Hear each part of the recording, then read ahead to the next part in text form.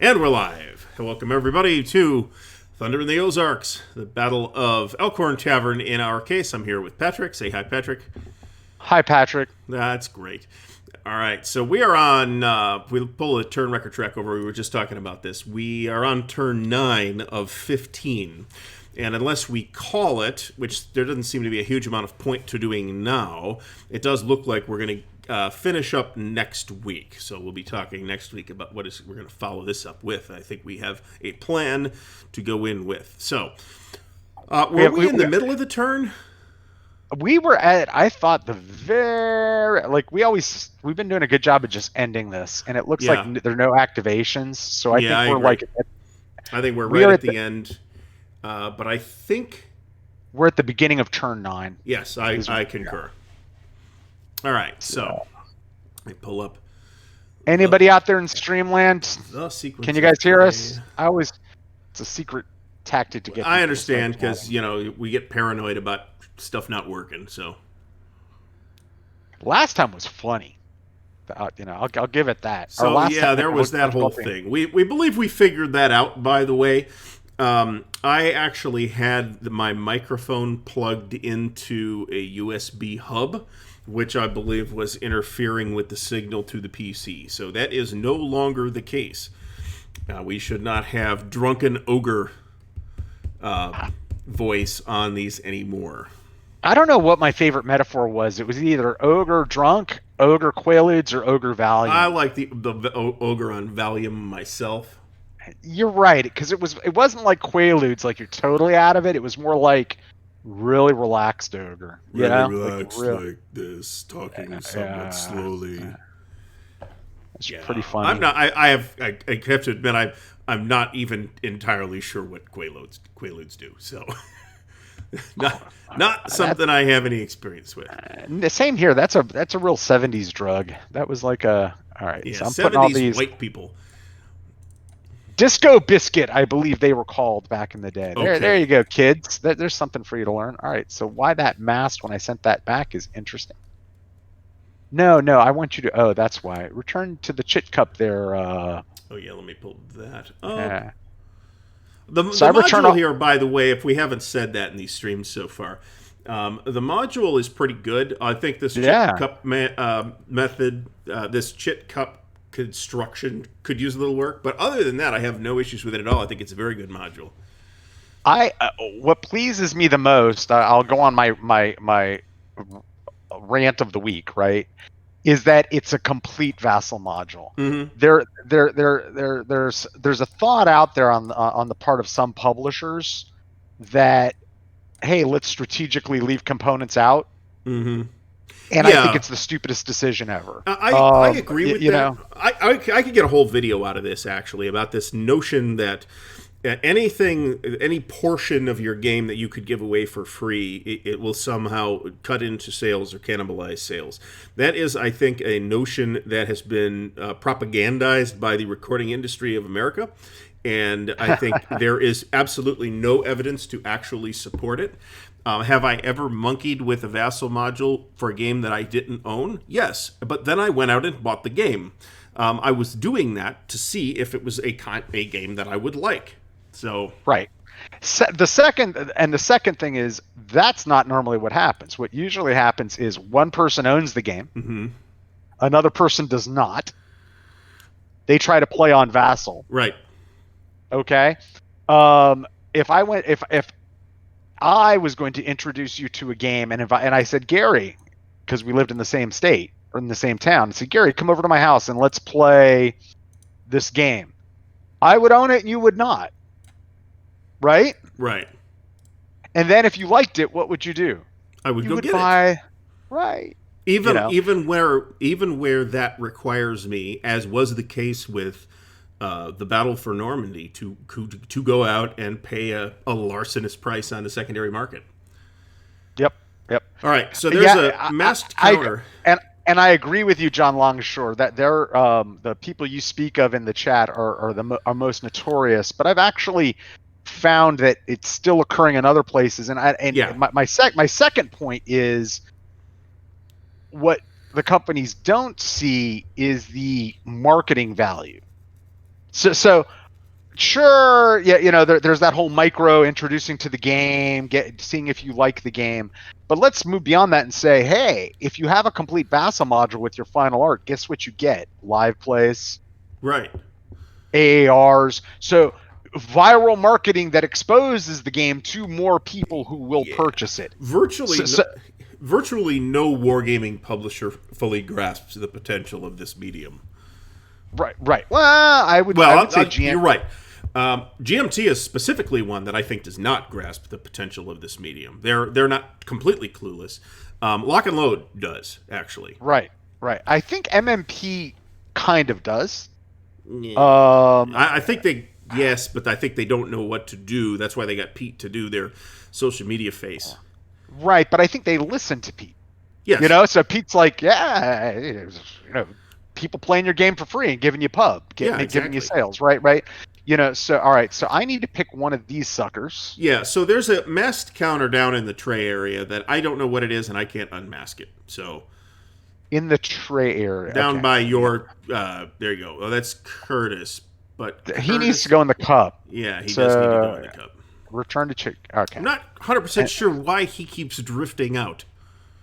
I have no idea. So let's see here. I need to choose one of these. Just avert your eyes, and I'll choose it. All right. I'll just take some Valium here. I'll be back in a moment. And then now I got to do the random thing. And for random, I choose how many? Two? You choose one, and then pick two randomly. Right. So I'm playing 3-card Monty with myself. Yeah, John, I don't know that Decision Games has certainly bought into that thinking.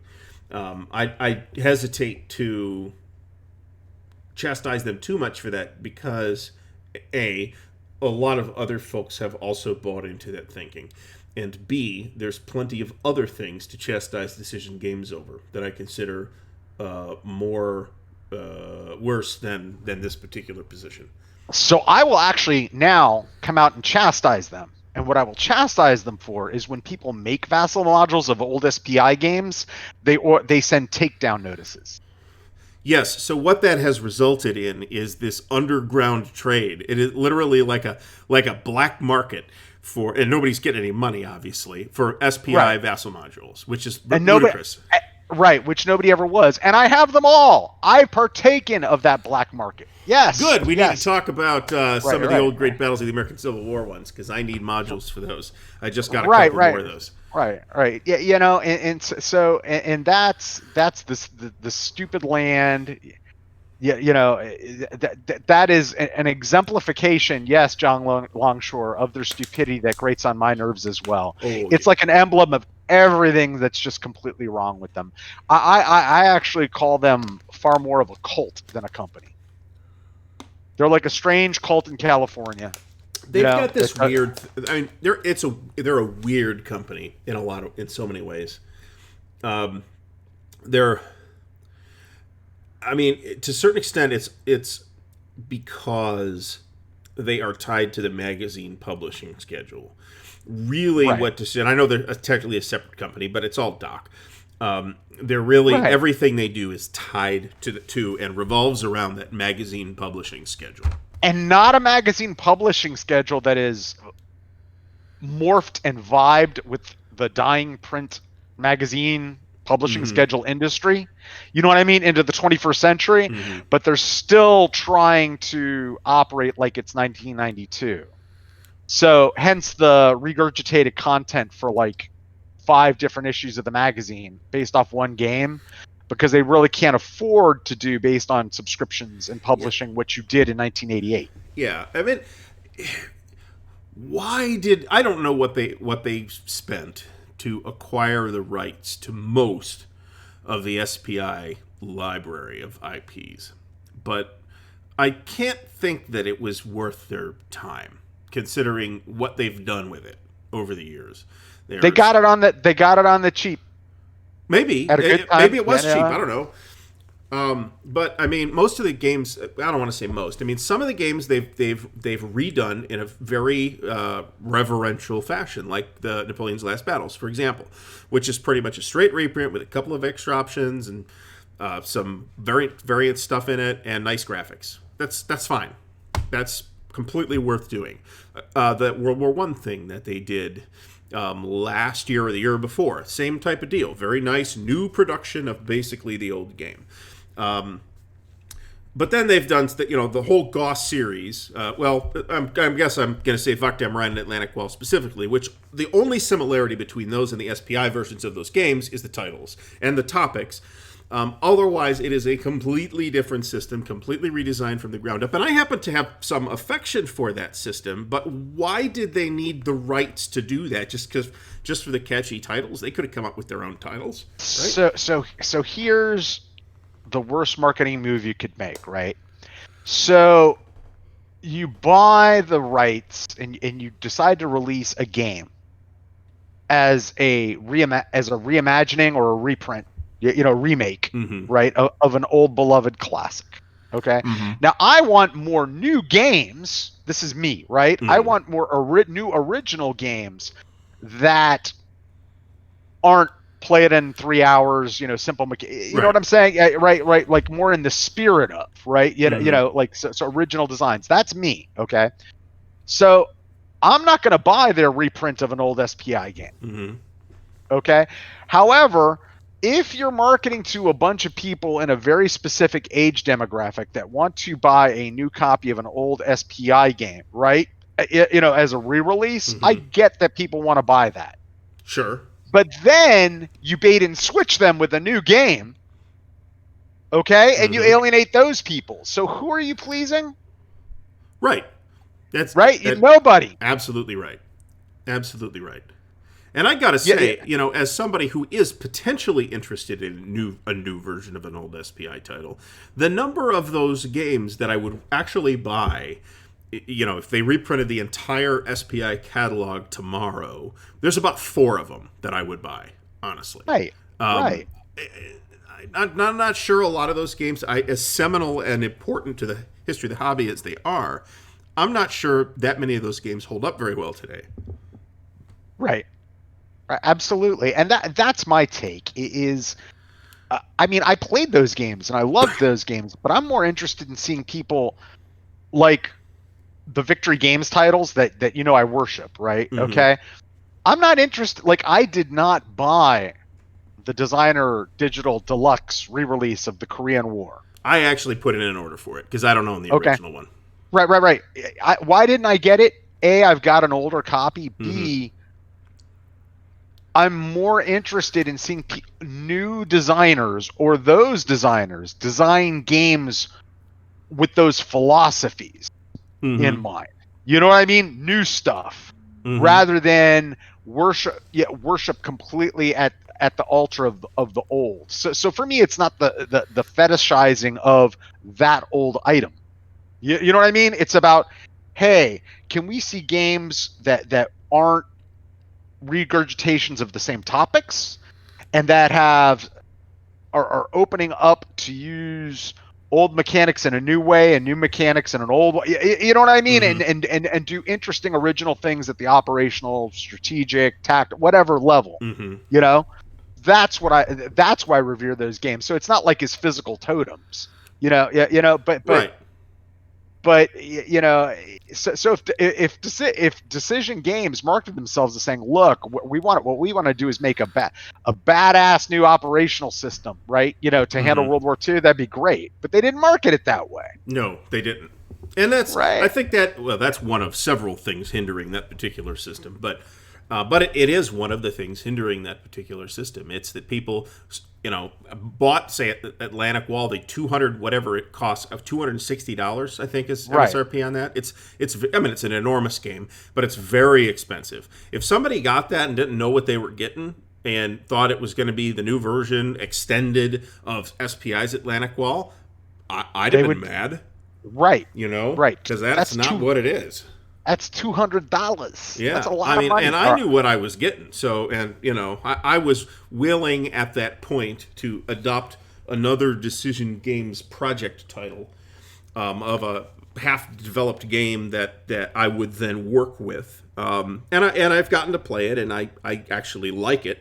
But It's it's got issues at every level, from the marketing side, from the editing side, from the development side. It's got an excellent order of battle, though. I will not criticize that in any way. Right, like to use here's an old Avalon Hill classic, right? I don't want to see 1776 get remade and fetishize over 1776. Isn't somebody doing that? Probably. Okay. I want to see somebody make a game along about the lines of the same scale, right, and style as 1776. So it's funny you should mention that. And then come up with their own different new mechanics. You know what I mean? Coming up to the modern day to give me a revolutionary war game that is not a quick card driven thing or a pointy thing. You know what I'm saying? Yeah, simple as that. Yep. Go ahead. So Sorry. It's interesting that you should bring up that particular example because, and I'm trying to pull it up, see if I'm getting the channel right. I think it's Nathan over at Wise Guy History actually just did a comparison between the reprint of War and Peace, which is basically a straight reprint with maybe a few things tidied up, and sort of a second or third generation evolution of that game, Nations in Arms, the Compass game. Right. That is exactly that, and it's ironic because that's actually pretty much the same system as 1776, same designer as I recall, Mark McLaughlin. And I like War and Peace. I think it's a pretty good game, but we actually played it like in 2019. We sat down with 5 people and tried to play the campaign. It was a complete disaster because the campaign rules are totally busted. Right. The multiplayer campaign. So if you play a campaign with 2 players or a scenario with multiple players, it's fine. But if you play the campaign with 5 people, forget it. It just doesn't work. There isn't sufficient rules support for doing that in that book. But Nations in Arms is like exactly what you're talking about. It is a new take with inspiration from the older game, right, which the designer has talked about. But nevertheless, it's a new take with a lot of additional nuance in it. And that's why I think I posted something to the effect that, I've played War and Peace multiple times, recently and back in the day. And I own Nations in Arms. I don't feel obliged to buy the new version of War and Peace. I mean, it's nice. Gilbert Collins did an overview of the components and stuff. It's a very well-produced product. I don't feel obliged to own it. Right. Yeah, so... Anyway, all right, so let's play this game. So okay, fine. We're ready to go here with the command decision stuff. So now, in the command decision phase, we play Frank Chadwick's. Yes, where we game, where we play Frank Chadwick's. That would be actually hilarious if we did that, where we had a separate Vassal module session of command decision from Frank Chadwick's setup and bust that out. All right, so we did that, and now we go to artillery, starting with you. Indeed, we do. And so Union artillery phase first. This is wherein we shoot at each other. Wherein we shoot at each other entirely too effectively. All right. So that's I love. So far, I'm loving this game, right? And that's so I don't want to overstate that criticism. That's the only criticism I have of this. Is it seems like they should be doing like an extra column shift in heavy woods, or getting rid of that supporting unit requirement specifically for artillery fire, or get rid of the special stacking rule for artillery, whereby you can put 10 factors in a hex. It just feels a little too for the Civil War, even a little too effective. But all right, because we're all right. But so here's what we're gonna do. Union goes first. This big battery on the hill under Jones is going to take a shot at Tull's battery. Jethro Tull. Okay. Sure. He's shooting at Jethro Tull. He is in light wood, so he's 10 factors. He's at optimal range, 1, 2, 3, 4, 5. And he is shooting into light woods, which is worth 1 column shift down. Right. So we are shooting on the 8 to 9 column. Oh, and you are not supported. No, I'm not in heavy woods. You are it's gotta not be an adjacent to an infantry or cavalry who is supported. That is correct. 21. Feels like believe nothing. it or not, that actually is a green result because you're a 2 right now, and 0 to 2 green. 0 to 2. Oh, you're on the 8 to 9. All right, so here we go. 34. 34 will give you a retreat 1 result. So we're going to go. And over to me. Yep. And I guess Landis, well, now it's time to move. That's John Landis, of course. Yes, John Landis and Jethro Tull. You didn't know they were Confederate battery commanders. I didn't know that, actually. So he's going to move there. And now over to you. He didn't start. Where was he? Where did he start? He was under the shaken guy, so for my artillery move, I moved there. Now over to you. I was asking to make sure that I wasn't actually shooting at 2 different guys when I was shooting at Nope. Tull. You were not. Okay. So, Hayden's battery here is going to take a shot at... let me get this out of the way. He's going to shoot at Higgins. He is going to be firing over Heavy Woods.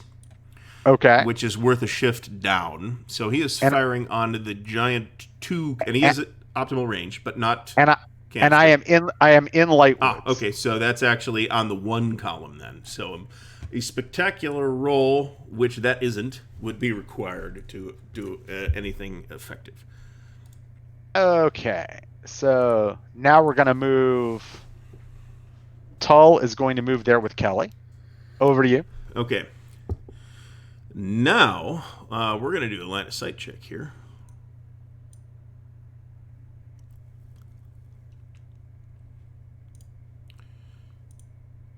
Okay. Little's regiment on the hill is in Heavy Woods. Yes. Klaus's battery will take a shot at him. He is in optimal range over Heavy Woods. And I'm in Heavy Woods. Hold on. Let me line of sight that again to make sure I'm over Heavy Woods. I totally am. All right, so it's down to... So again, we're on the 1 column. 45, you are a 3. 45 on the 1 column is not sufficient. Okay. So now we are going to open up with Landis. And we are going to shoot at...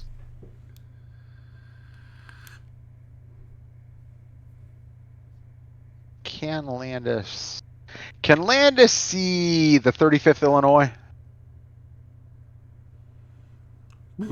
I don't think he can. No. And I say that because it's tracing along a hex spine, which is obscured by that slope in the hex immediately north of 35th Illinois. Landis is going to shoot at the 3rd Illinois Cavalry, dismounted. So I'm a 4.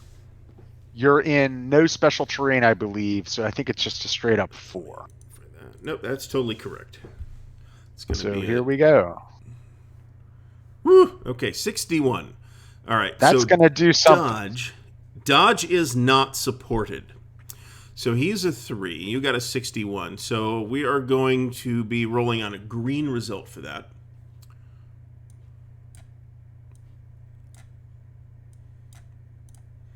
$44 green. That doesn't sound good. So that is not a depletion, but it is a retreat 1. Skedaddle! Don't. Just don't. All right, so he'll go back here. All right. Do you have any artillery on the road you want to move or anything? That was actually Klaus's battery, and he is where he is. He's already shot, so I have no more artillery. All right, so can Wade see Dodge's 35th Illinois?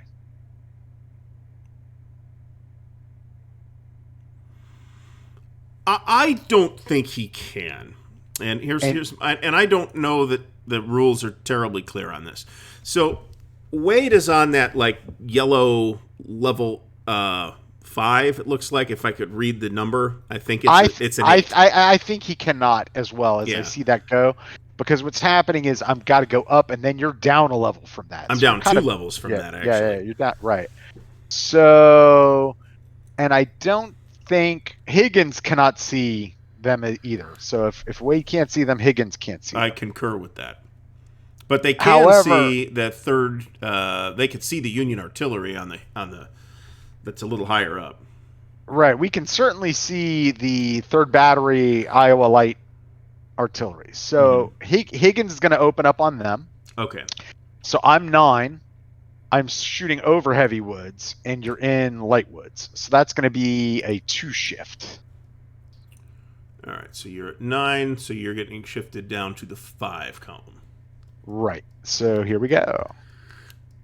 Whew, Ooh, that's a good shot. Looks like the nicer turning your way. All right. So that's a green 4 to 6, yellow 1 to 3. He is a 3, so he is going to take a yellow result. 51. All right, so he's depleted 2. So I believe that means he is dead. He's dead. With that battery, we finally nailed him. That was a 51. Yeah, so there's no like panic result from that. So there's that. Nope. And we are, let's see. Okay, so that's smooth bore. So let's see the range. I got to see the range on those cat. What's the effective? It's at least 5. Smoothbore's effective 5. Effective 5. And then long is up to 9. So for that other battery of yours, though, we're in long range there from Wade. So I think what we really want to do here is you're going to get some opportunity fire. Wade is going to go 1. So you're going to get some op fire. I'm not sure I get op fire there, actually, because you're not on the... Well, maybe I do. I guess I do. Let me trace it. Hold on. If I'm in range and you can see me. Yeah, see, I think the difference is that I'm not tracing through that crest or whatever that's called. So I think I am. Right. However, I am shooting through or over light woods. Am I taking the penalty? I think I'm taking the penalty. You're shooting over heavy woods, in fact, as well. Oh, you're right. All right, so I'm down 2 from that, and that is, so it's going to be 10, but that halves to 5, and then I'm down 2 from that, so I'm on the 3 column. Right. That sound right? That sounds right to me. 62. The game of the green. The game of the artillery duel. And he is a 3, so he is going to take a green result. Ugh. All right, he is depleted. And takes a morale hit, retreats 2. Morale hit.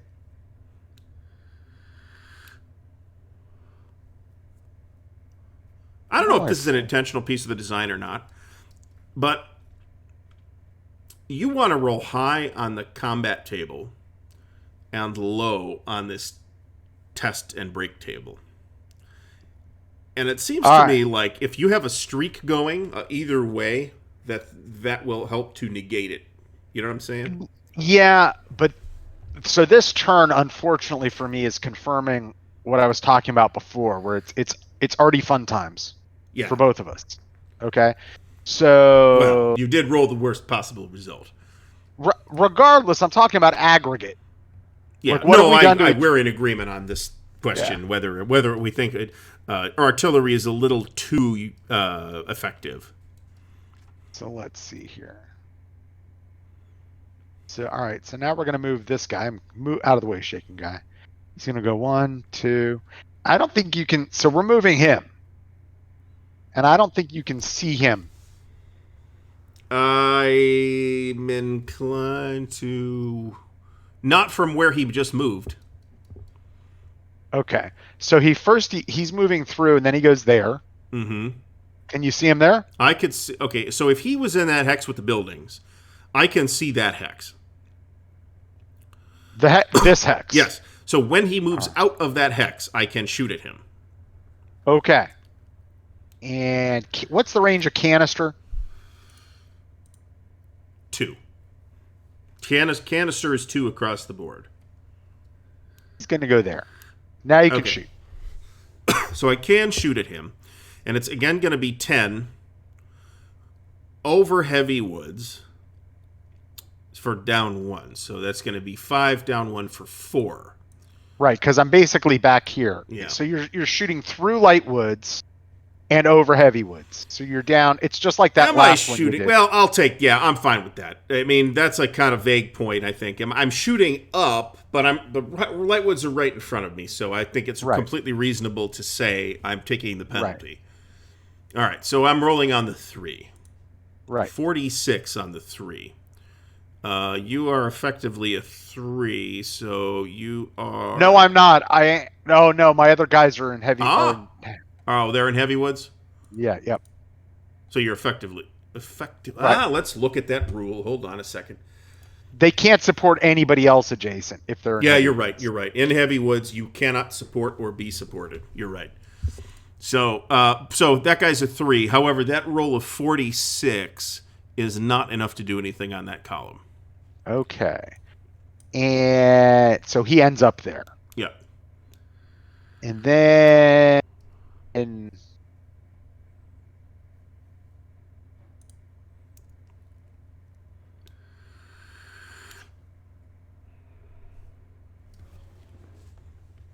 Higgins! But I think it's actually going to be Clark. He's going to go there. Do you get up fire when I go there? I believe so. Okay. That's going to be through light and into... It's going to be a garbage shot. It's just what it was the last time. Through light. It's one more, heavy. Actually, because if you trace it, it's going to be through that heavy woods hex as well. Actually, so it's over the heavy woods hex. So it's through light, into light, over heavy. So that's down 3. So that's on the 2 column. Correct. 34 is not enough. Okay. And they're going to go there. Okay, that I can shoot at. And that's only going to be down 2. Right. 35 is still not enough. Now you can't see me. Gonna go there. I'm taking the shot when you are exiting. Right, that's true. So I get the one more. Okay. Which is also on the 3. No, that's nothing. And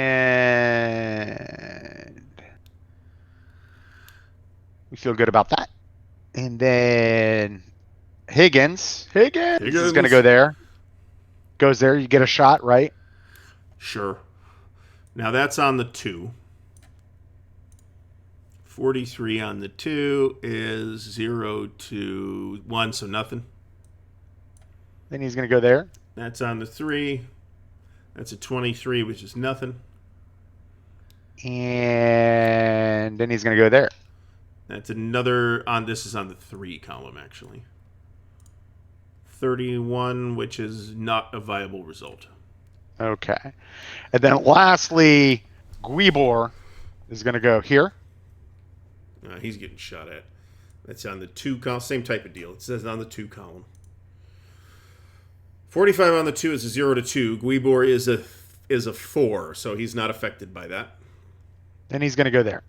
All right. That's another shot on the 3 column, which won't do anything. And then how do you rally Artie? Let's look at that, actually. Maybe you can't? I don't know. Hold on. Probably a way.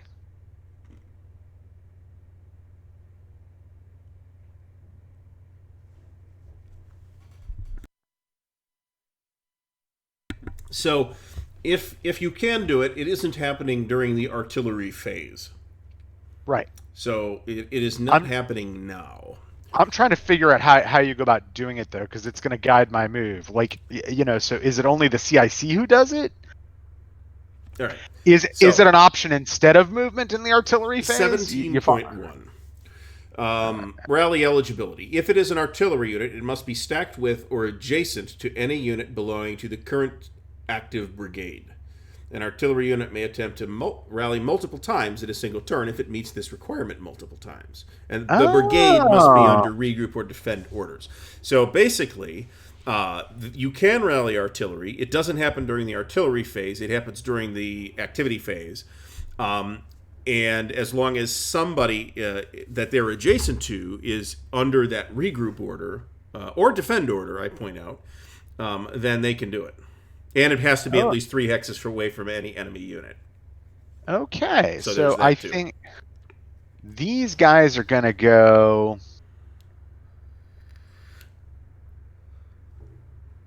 Tell me when you want to shoot at me. Right. Hold on. I gotta move this out of the way. There's no reason for me not to shoot at you there. However, Okay. that's 1, 2, 3, 4, 5, 6. So this is going to be on the 1 column. 52 on the 1 column is 0 to 1, which is insufficient. Okay. So now I'm in that hex that we currently see me in. Right. And Oh, hold on. what? You're What? you're a 1 because of that shaken right. modifier. So that 52 is a 0 to 2. So it's effective. So All right. it is a green test. Yep. So let me do that. 43. 43. That is no depletion, but a 1 retreat. So that's it. They can't move. And that is it for my artillery. Okay. That's it for the artillery then. Yeah. Can we take a short 5 or 10? I got to use the little boys. Oh, sure. I could actually use that too. So all right. Let me put up the fancy thing, and we will be back in a moment. Put up the nobody at the counter sign. Right, all right. exactly. We'll be back.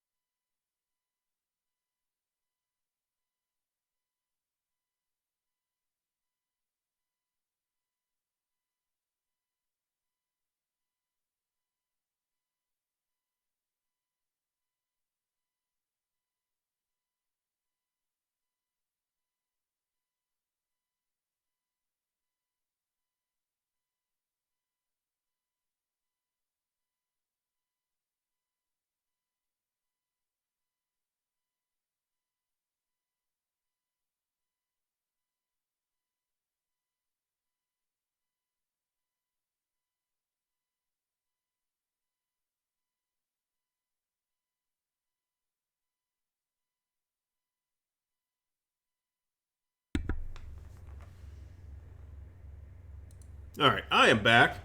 We will wait for Patrick. John Longshore, Gilbert Collins' American Revolution game that he has done a couple of videos on is actually, I think, I haven't actually watched those videos, even though I watched virtually all of Gilbert's content very avidly. But I think there's a good chance that that might be something very interesting because it is a game about the American Revolution for somebody who is not American. A Canadian might have a different perspective on that conflict that we haven't seen from American designers. And I'm unaware of an American Revolution game from a non-American designer, which doesn't mean there aren't any. I just can't think of any. I actually saw a book today about the American Revolution from an English writer, and that's potentially interesting for exactly the same reason. How's my volume, by the way? Because I adjusted the volume on the microphone just a little bit because people told me I was too loud.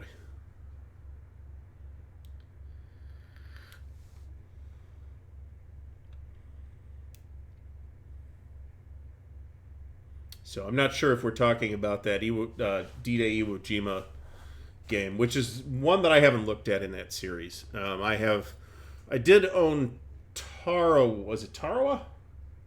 Or Palilu is the one I had. And the Omaha one. The Omaha one is a terrific game, terrific solitaire game. And I will say good things about Palilu as well. I was just less interested in the topic.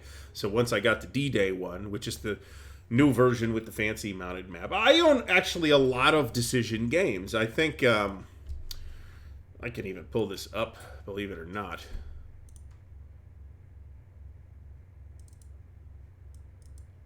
This is the kind of thing I would normally share on Twitter. Yes, I'm obsessive. Decision games is a big chunk. This orange slice right here is decision games, and it is a big chunk of my wargaming library. So I will absolutely, be happy to call it out when I think decision games is screwing stuff up. But at the same time, I think some of their games are either good or are worthwhile in some way or another. There's plenty that aren't. Something that's come up not too infrequently, and this may be Kev's fault lately, is their version of War in the Pacific. Now, I don't own that. A friend of mine did buy it when it was on sale, and I did have the chance to paw through it, and it is a novelty piece. It is clearly was not play tested in anything like its campaign version. The map is, I think, quite attractive. The counters are not attractive. It has a floating unit scale for ground units that go from divisions or even corps all the way down to battalions or even companies. It has an individual land map for every single island in the Pacific, whether that island was actually fought over or not, which might superficially sound like a cool idea until you realize that those islands are of vastly different scales. So there's about 15 different map scales that are in effect for those different size island maps. And that's why the land units have to break down from corps all the way down to companies. It's asinine. It would take probably tens of thousands of hours to play through the campaign. And this is from somebody that happily engages in games that take a year and a half playing every week to play, right? It's ludicrously big. It has never been played by anyone. As far as I can tell. There are people who have claimed to have played it, and they're probably not lying, but they certainly didn't get through a whole campaign of it either. If you are after that kind of experience, I am told that War in the Pacific Admiral's Edition from Matrix Games, which is a computer game, is kind of where you would like to go with that. Where if you want to manage absolutely every aspect of the War in the Pacific, that's what you should be looking at. And you will play Gary Grigsby I don't know what echelon you're supposed to be commanding. Well, there's Madness. that, but Yes. we just spent the last entire time complaining about decision games, and then I went off on War in the Pacific specifically. Yeah, yeah. For me, it's as simple as this. If you're a publisher, right? Let's take another. Do you want to become? So you look at the practices of what people are doing, right? And you say to yourself, do I want to be Texas Instruments or do I want to be Microsoft? Hmm. You know what I mean? So you look at current publishers, and yes, there are downsides. You can argue about quality and all that. That's about innovation and having the right culture to make that happen. Mm-hmm. To be innovative and produce games that are good and people like. But ultimately, it's like if you see yourself and you're like, wow, my business practices look a lot like decision games, then you probably shouldn't do them. I mean, Right. yeah, I don't think Doc's getting rich off that. I mean, they're doing it because they want to do it. That's great. And like Right. I said, And I pulled the pie chart up to show my like 11% of my collection is decision games actually. So I yeah, own a fair number of their things. but it's won them such a great reputation in sales Well, within the industry, yeah, right? I mean, it you got to be careful with them, right? You have to do the legwork ahead of time before putting in your Right. credit card number. And then if there are no Vassal modules, well, you can't do that. Well, virtually all the stuff that they have released recently does have Vassal modules. However, you have to retrieve those from their web store. They're free; you don't have to pay for them, but you have to get them through them. After you've bought it.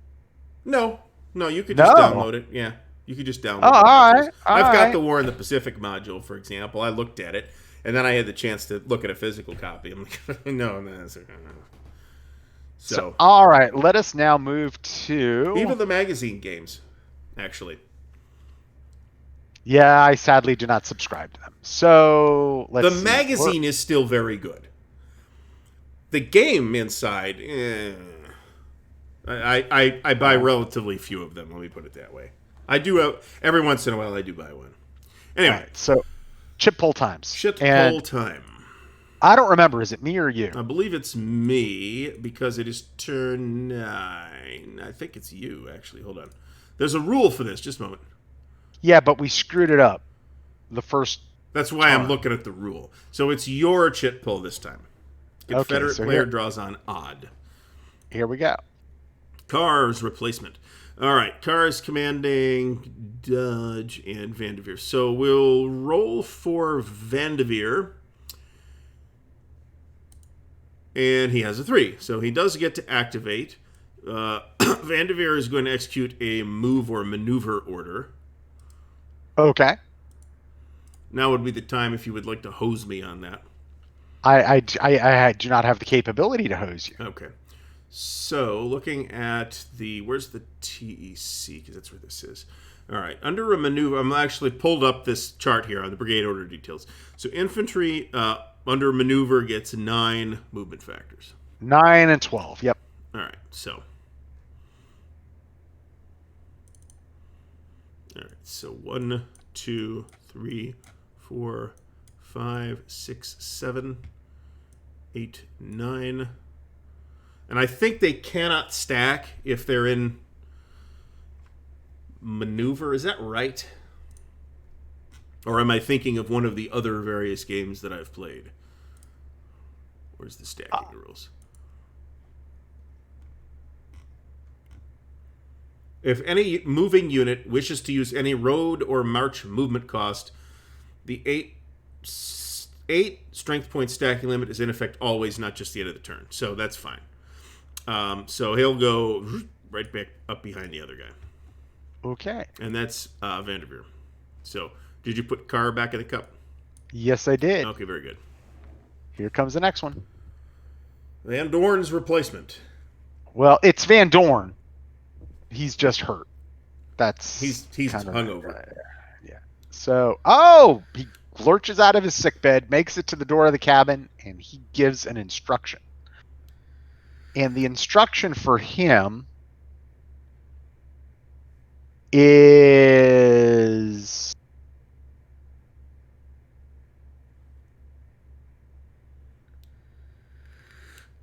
let's see, I'm going to look at that. orders thing.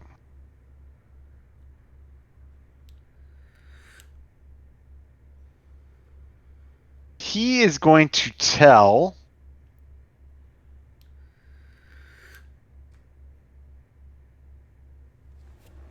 Mississippi State Guard B to defend, which means they can rally, attempt to rally. Let me check that. Or unless you're just trying to rally the artillery, in which case, yes, that's totally okay. No, he's going to rally them. That's the order. So it's going to rally this guy. So it's a regroup order. Right. Okay. And now let's see what we can do with a regroup. No movement, no fire, no nothing. Right. Now that's 17.0 in the rules. And you have to be at least 3 hexes from an enemy unit. You said Mississippi State Guard A?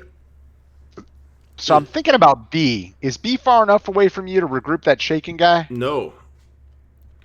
Let's see who is. You know what? Well, the unit the whole brigade doesn't have to be more than 3 hexes away. Only the units that you're rallying. Yeah, but the guy I want to rally is not 3 hexes away. That is okay. No, he is. Right? This guy. No, he's 3 hexes away from that artillery unit. More than 3 hexes. Got it. So he must he must be more than 3 hexes. That's correct. The order is a regroup. Oh, I'm sorry. Hold on. He must be at least 3 hexes away, which means no more, which means at least 3. So 3 is fine. So he is fine to rally.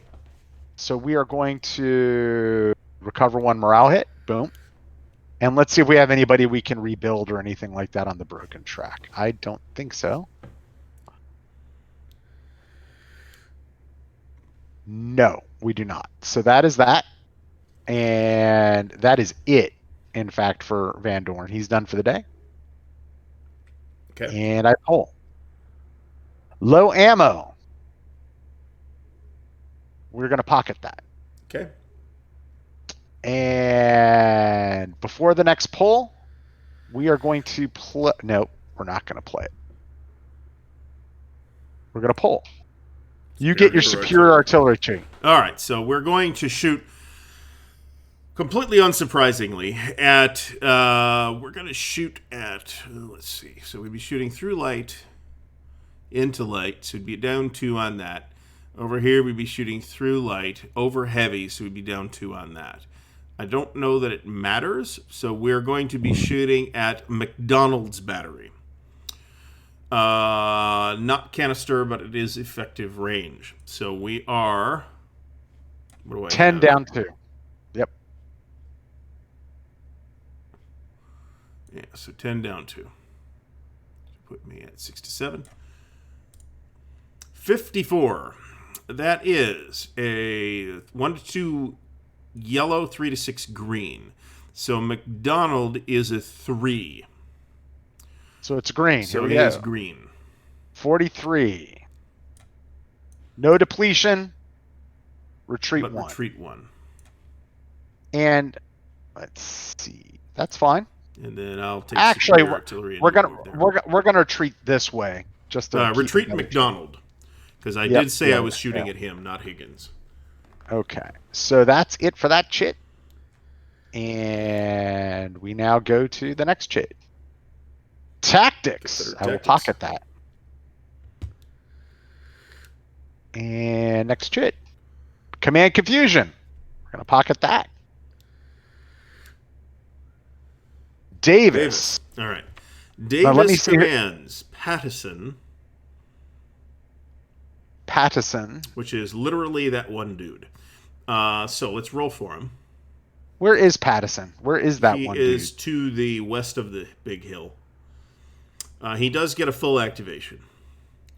So the question then becomes, what are we going to do with him?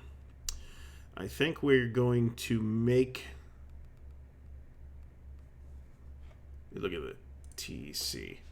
If I give him... Oh, you've got 2 Pattisons. All right. So you pick... I thought there was only one. No, you got one up in the north, 8th Indiana, and one in the south. That's just the brigade activation. Oh, really? All right, so you just got him. Yeah, all right. There's only one unit. We'll wait on your order. All right, I'm thinking about it here. Attack would give me 6. To move up that steep slope would be +2. So we could go 1. Lightwoods is 2. So we'd be going 1, 2, 3, 4, 5, 6. Okay. All right. So here's what's happening. You're doing an attack. I'm going to do an attack order, yeah. We're going to let you do it. We're not going to play Command Confusion. He's going to go 1. Right? I'm really probably strongly better off trying a maneuver order. So I mean, I can do this. This was the idea. 1, 2, 3, 4, 5, 6, and then we shoot little up. Okay, but that's probably an idiotic decision. For one thing, because he's going to get shot at least once on the way. Well, maybe not. He's going to get shot at 1, 2, 3 times by Little. No, that's not actually true. Little's got smoothbore. Yeah. So his effective range is 1, and his extreme range is 2. So he's really not going to get a good shot. So tell me when you decide exactly what kind of activation you want to do.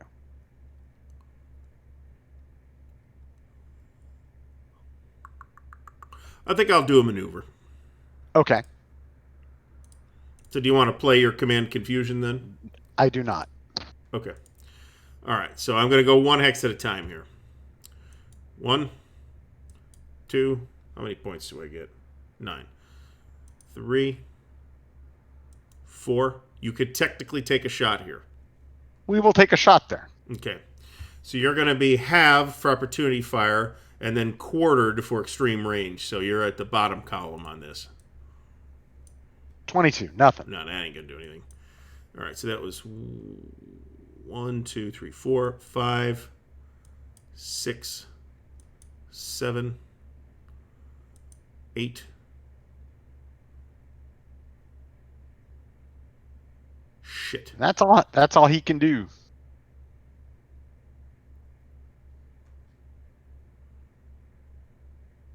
Well, you know what? I'm okay with that. All right. All right. Davis is done. You get a tactics check. Union tactics. Next check. Low ammo. I may decide to use tactics right away, actually. Wait a minute. That is not what I think it is. No, it is not. Right, so that improves ammo. your... Right. I'll take low ammo. All right, before the next shit. Uh-huh. Let's play this firefight. Shit. Okay. Which gives me basically an attack. It's not firefight. There we go. Which basically gives me an attack. The unit that is attacking is Dodge's 35th Illinois, which is going to try to shoot up the Missouri State Guard A unit. Okay. Okay. So, they are, however, shooting into Heavy Woods, which is down. That is Heavy Woods, right? Oh, yeah. So it is down 2. However, we are going to play tactics on that to take it up 2 to counteract that. We are going to play tactics to take it down. All right, so it's going to go back down to 2 then. So let's roll it. We have a 43. That's 0 to 1. Even he is a 1. He takes a green result. Here we go. 64. He is depleted and retreats 1. Was he already depleted? Because it looks like it. Yes, he is done. Let's see here. He's not broken. He is eliminated. Okay. All right, and then these guys will go over here in the general pile of used stuff. And next chit. Fortunes of War, which cancels the next chit. Fog of War is the... Okay. All right, so price goes back. Price goes back. Curtis. The trouble is that Curtis That's not true. Hold on 1 second.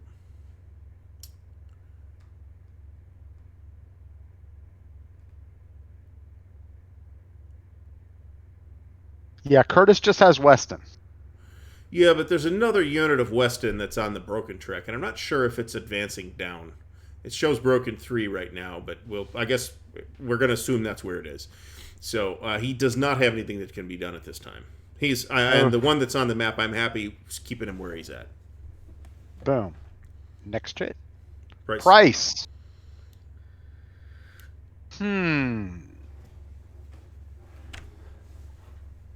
Price is going to try to activate Slack. Price does. Slack is going to do a regroup. Okay. So,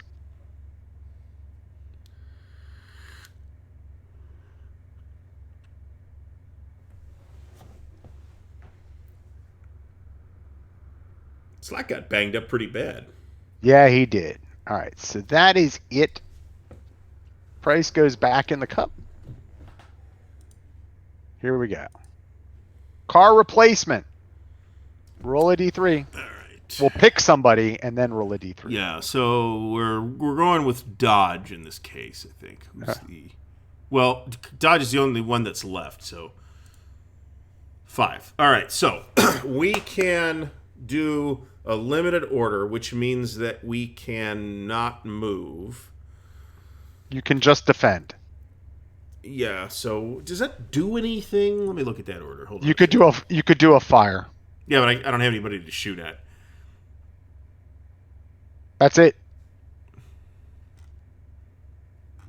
All right. Well, that's it for him then. Sorry, Charlie. And that's it for car, right? All cars guys are Cars activated. done, yeah. Cars have Fog of War.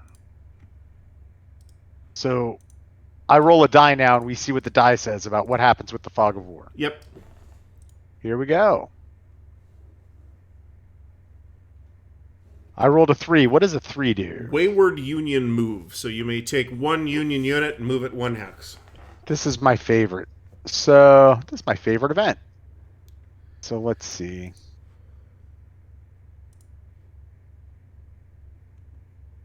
Except it's not your move. It's not your Fog of War. It's mine. The non-chip pulling player rolls. Does it matter? In this case, no. But I will feel bad about it. Because I might not have rolled a 3. It feels like these are completely balanced. But they've affected me a lot more than they've affected you. I don't think it's because of the algorithm. No. So let's see. Who's going to benefit me the most?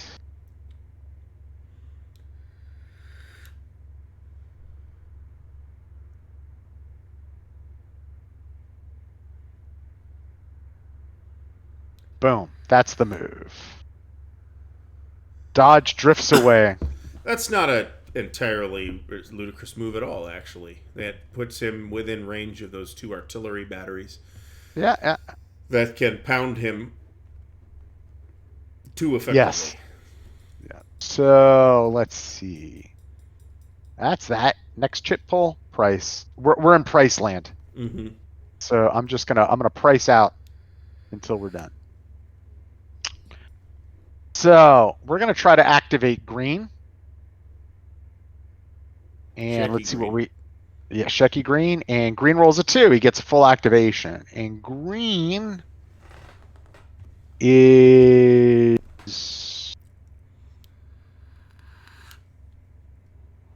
going to do a attack. So attack. Yeah. Okay. So they're gonna go 2. And then they are going to go 3. Can you see me there? I can see you. Do you want to shoot me? Oh, yeah. Well, hold on. Let me line of sight that. You're on. You are coming down. out. I absolutely cannot see you in that hex. Okay. So That's 3. And we're happy with the green there. All right, so Yeah. that's that. The line of sight tool here, by the way, is very good. It's a little weirdly clicky, but it's very good. So now we are going to try Missouri State Guard A. Let's see what we roll. They are doing nothing. And now we are going to try Little. Little gets to do something. That's Rich Little, of course. Yes, Rich Little. Rich Little is going to attack. All right, I'm going to play Command Confusion on that. All right, so then we roll your die. Where is it? Oh, that's on the. Hold on, it's on the event. You say Command Confusion. 6. The activated brigade must be assigned a different order than originally announced, as determined by the Union player. They'll be under defend.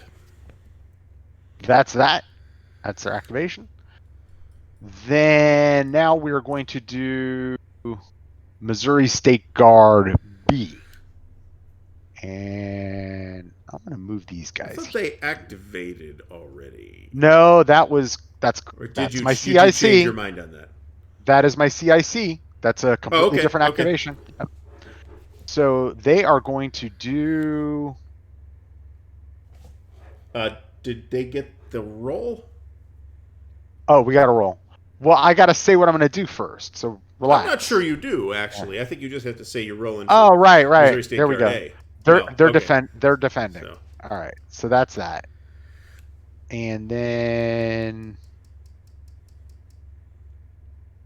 we already did A. They're activated. They failed. I think that's it, right? Yep. I'm done. You're done. That's it. End of story. Okay. So that is the end of turn 9. Do all the end of turn 9 stuff. Hit the buttons. All right. 1, 2, 3.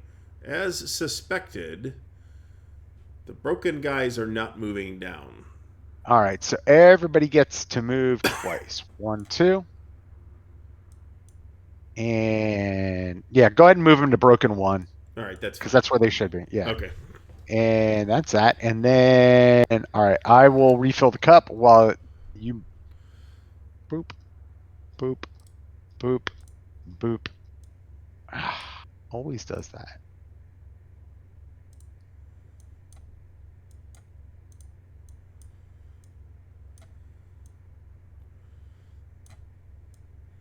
All right. Do you see the 3 masked markers directly under the cup?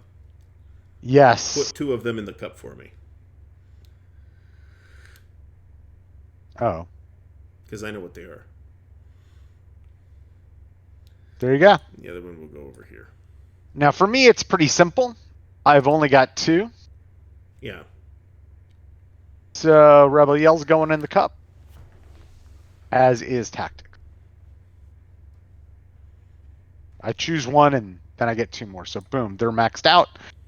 That is the Frank Chadwick phase, and now we go to artillery. Starting with you. All right. So, and the game turn track should now be 10. Oh, did we do victory points? We should. You got that one I down get south, and the 2 for that thing around Clements Field. So I think that's 3 for you. Yes. But then it's 1 more for me. So you're going to go up to 7. And I am going to go up to 8. This is kind of nip and tuck. So, all right. So that's that. So now we did the command decision phase, Frank Chadwick. Artillery, starting with you. All right. So shooting time. Did we move the turn track up? The turn. I just okay, did. Cool. All right. So I think we're gonna have to shoot up Higgins here. Yeah, I've given you difficult decisions this turn. Yeah. I'd be shooting down 2. It's down 2 either way. So we'll shoot at. We'll shoot at Guibor, actually. Okay. It's down 2 either way, and hurting that stack would be better. So we're on the 6 to 7 column. 55, which is a 3 to 6. He is going to be an adjusted 4, so he's going to take a green result. Here we go. 23. 23 should be a retreat 1. Fall back. All right. So. And he has fired. Tull is going to shoot at dodge. Okay. So you're in light woods. Yep. And that's that. And you are shooting through light woods as well. So that's a 2 shift. So we're at 4.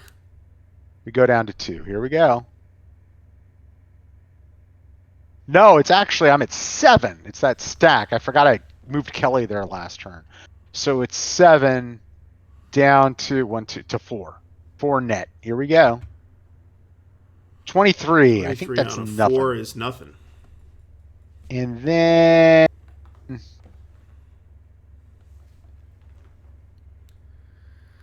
we're going to move up Gorham to there. And I think you get a shot with Klaus. It's the only other stack you got. Yes. Let's take a look at the TEC on that. Actually, Gorham goes after you do that. So I'll wait. Okay, so we're going to go 1. That's going to be Lightwoods for 3. What do we get here? We get artillery get 8. Is that right? Union artillery get 8? That is rifled. No.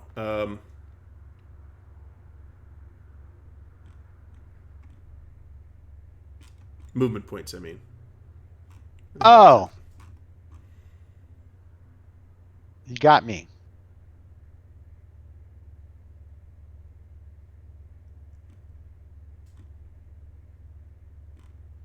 I thought it was here. I'm just trying to figure out. That whole stack fire, right? Yes. Okay, all right. So you're looking at moving Klaus, basically. Yeah. I'm just trying to figure out how many movement points he has.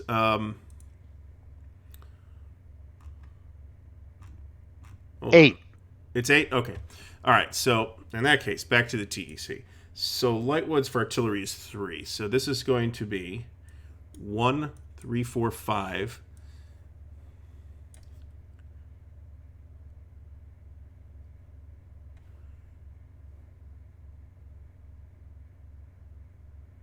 You there? Yeah, I'm just. We got this weird 1/1/2 for artillery. Yeah, okay. It's a main road, so it's a half. So that's 1, 2, 3, 4, 5. You can try to shoot here if you want. Yes, we're right. absolutely going to Bottom column. 43. Nothing.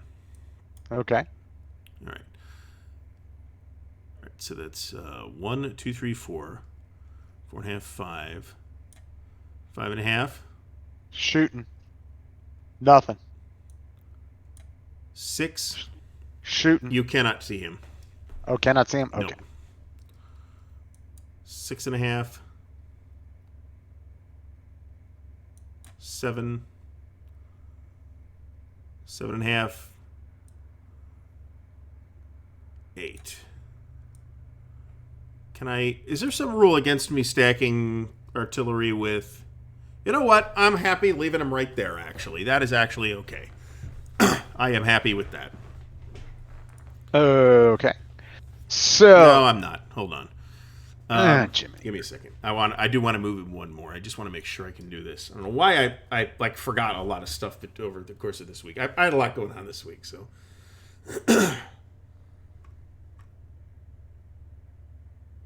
So no, you can't stack with Prentice because your stacking is 8. It the would only reason be too much. Yeah, you're right. Right.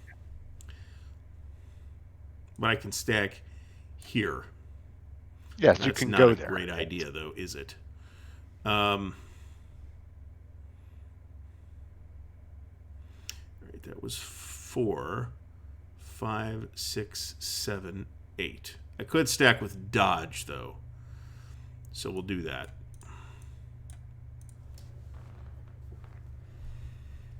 All right. With that. So now it's all my already. So this guy's going to move here. Landis is going to shoot at the 35th Illinois. Okay. I think I can see him. No.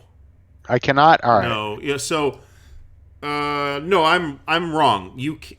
So this is another one of these weird line of sight things with this game and the map. That darker green to the right is down, so I believe you can see him. So we are. Are we shooting over heavy woods? Yeah, we need line of sight through light woods into light woods, and over heavy woods actually. So you're down 3 on that. So might as well. Boom. 41. 1 is a 0, which will not affect him. And then, all right. So a little moving. McDonald's going to move here. That's old McDonald, of course. Yep. Any shots? Sure. Which hex did you move from? Let me trace that just a second. So I believe we're saying that if it's along the spine of a hex that blocks, then it's blocked. So there's no shot there. All right, so he's moving back. And then he's going to move. Weebor's going to move from here to here. Now there's a shot. All right. That's going to be through light woods. Is that a shot? Hold on, let's trace that. Nope, that's not a shot. Never mind. No, that's over heavy woods. So it's going to be through light woods, over heavy woods, so down 2. So it's going to be from a 5. So that's on the 3. 24, that won't do it. All right. So now Clark is going to shoot at... That is, of course, Dick Clark. Yes, Dick Clark, the Dick Clark 5. That's the Dave Clark 5. Yeah. Okay. Dick Clark on Billboard is going to shoot at your Bowen. So here we go. 8 is over heavy woods and into light woods. I'm sorry. Who are you shooting at? I am shooting at your artillery. Okay. You've got a guy there called Bowen. Okay. And Clark is shooting at him. And we're shooting over heavy, and we're shooting into light. So that is a 2 shift from a 4. Yep. And so 2 shift from a 4, 63. So we're on the 2. It's a 63, which is a 2 to 4 check. Bowen is a 3, so he actually is supported.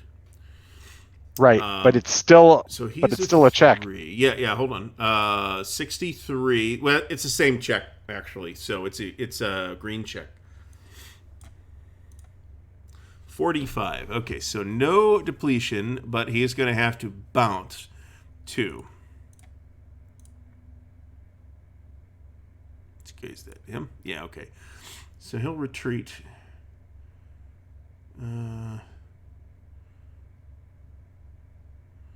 Guess he'll retreat here. Okay, and then I'm gonna mark him fired because he's fired. Higgins is going to shoot at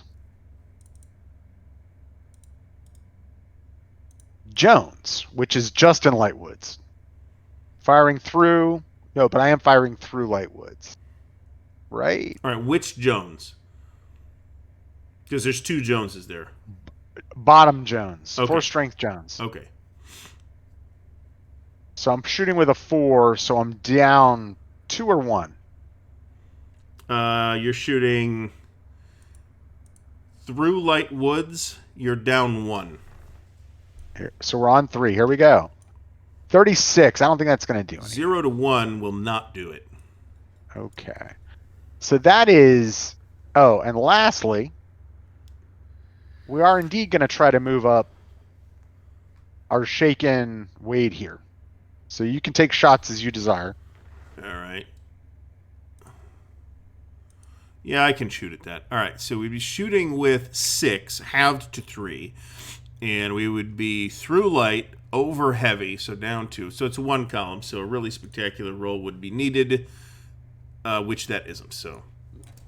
Then he's going to move there. You can shoot again, That's I'm another sure. shot. That is only down 1, though, because he's shooting. Wait, you moved out of light woods. It's the same shot. Right. All right, so hold on a second. We're down through light, over heavy is down 2. So we're actually on the 2 column here. 42, 0 to 1, but he is a 1. He takes a green result. No, he's a 2. You're talking about Wade? Yeah, he's 3 minus 1. He is unsupported, and he is -1 for the shape. Ah, right. So he takes a... Oh, test. Here we go. 24 will retreat 1. And that is it for my artillery. It is chit times. Your poll. Okay. First chit is Davis. Davis has Pattison. Where is Pattison? Pattison will take a maneuver. Hold We got to roll for him, but he gets it. 1 second. We are going to play Command Confusion. I thought you used that last turn. I did not. I never needed you did. to. No, I didn't. Yeah, or did I? No, you're right. I did. You're right. Carry on. So do something. So we roll. Well, I said I was maneuvering, so go ahead and roll. You rolled There's a 4. Activated brigade is under an attack order instead. All right, so that's a small problem. On the attack order, I still get 6. 6. So he's going to go 1, 2. And I could not. Could I see you before you got into that hex? Well,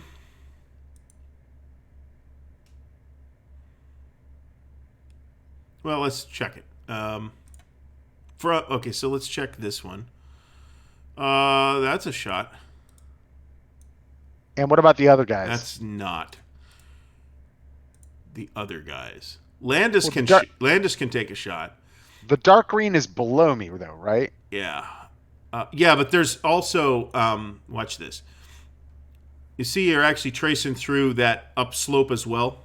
Gotcha. All right, so Landis is going to take a shot. We're on the 2.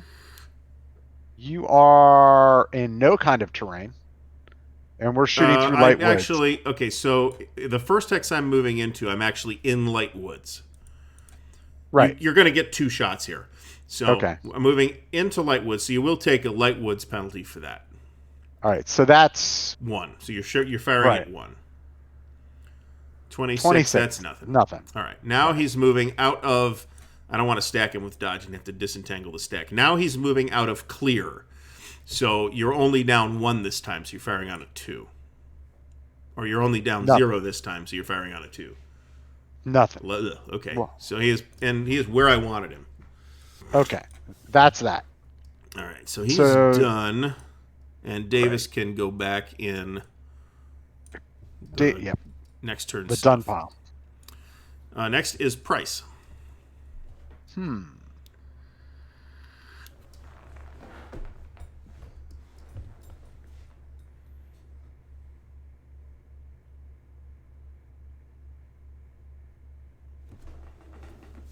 Price is going to try to activate Little. And here we go. Nope. He does not. Next, put Price back. Next chit. Union Command Confusion. We'll hang on to that. Next chit is Fog of War. This is the this is the random event. Just a second.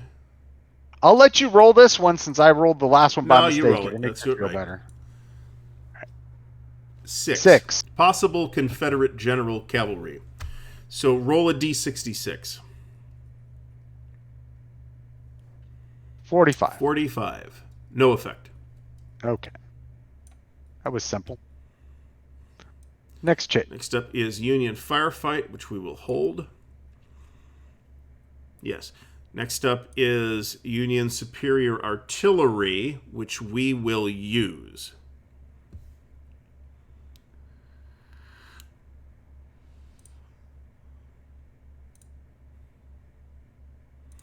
We're going to use this to move, actually. Okay. Yeah, all right. So, Bowen's battery is going to move up to where Dodge is at. So, if you want to take a shot from that hex... Yes. You can. We do. Okay, who's shooting? Looks like it's a stack with Guibor on top. Right. Yeah, because I think McDonald can't see that hex. So your 8 have to 4, firing over heavy and through light. So you're down to 2. So we'll go ahead and roll it. 61. All right, 61 is a 1 to 3. So, and he is supported actually, but it's still a green result. So that was not what I needed to roll. Ugh. Okay, he's depleted, and that's it. So that's unfortunate.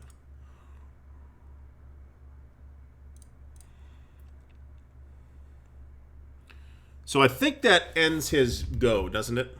Yes. Yes. Retreats do. I'm not so sure if casualties do, but I know retreat so does. Where he's going to end up is there then. Let me look at. He didn't have a retreat result, so. Let me look at opportunity fire real quick.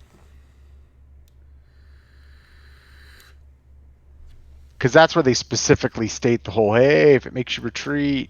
Yeah, that's true.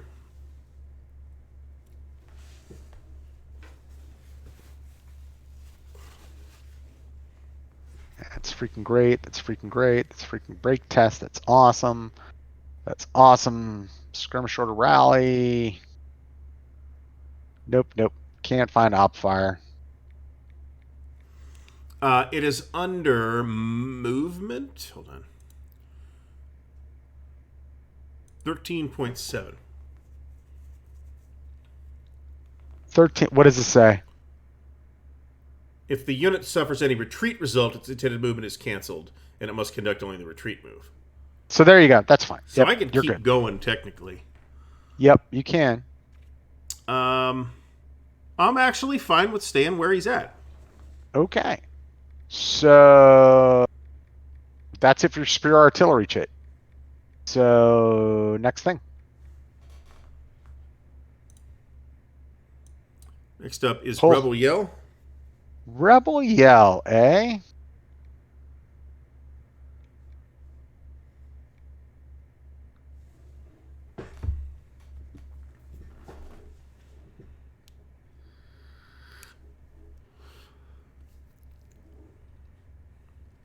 Okay. The trouble is, you really have to be at about a 2 hex range to get any effect out of it. Right, which I'm not at right now, so we're gonna pocket that chit, and you may pull the next one. Next one is Fortunes of War. This one cancels the next one? Yeah. Next one is Confederate Tactics, so that will just go over here. Right. Next one after that is Van Dorn. So what does Van Dorn want to do today? Well, first, let's see if he can do something.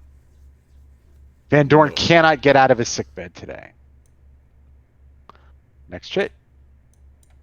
Car's replacement. All right, so Car's got Vanderveer and Dodge. We'll go for Dodge.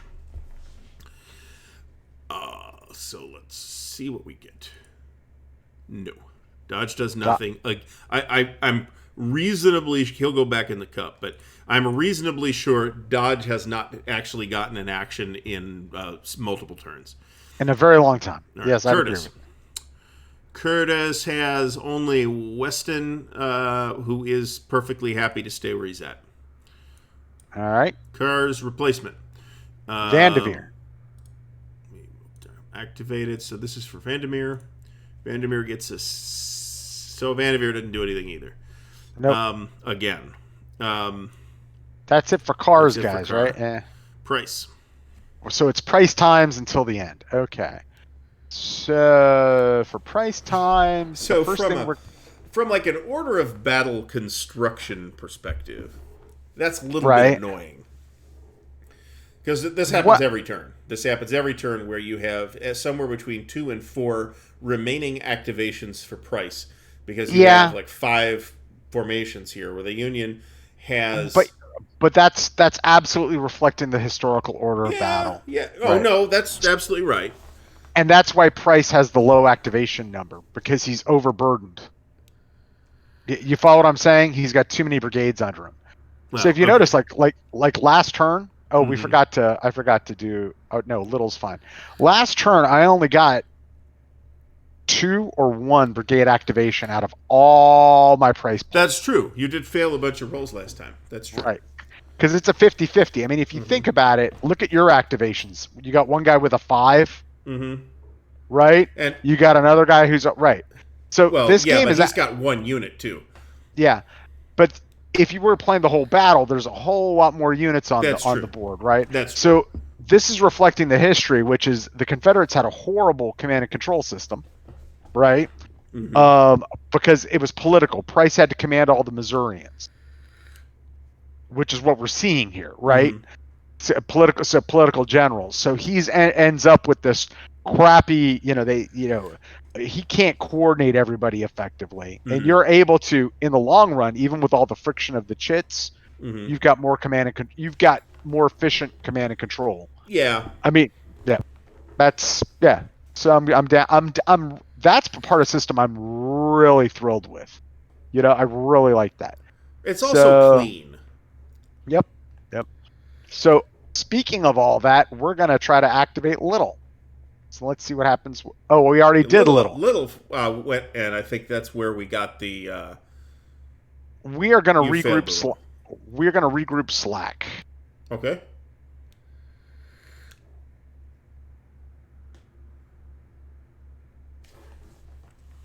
Slack is now regrouped. Okay. Did you do a rebuild on any of those? Let's see if there's anybody I can rebuild. Broken track. If I rebuild anybody, I'd have to do a regroup with Missouri State Guard A, which I'm not sure about yet. So that's the only people like. Removing the shake-ins can just happen. Rebuilding, you have to roll. Oh, you know what? I'll try to do a rebuild on well, he's just battle worn, so you can't get him fresh again. Okay. You know what I'm saying? Yeah, rebuild's got to come from the broken track. Okay. So none of these guys, once they're battle worn, can ever be fresh again. Yeah, that's just the way it is. So I believe let's double check that, but I'm like 99% certain.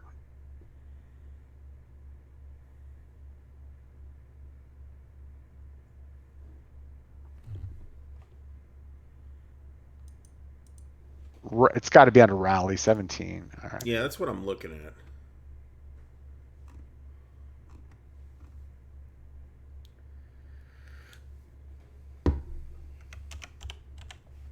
Rebuilding. To rebuild a unit, you roll die and you compare the die roll to the unit's BW modified CR.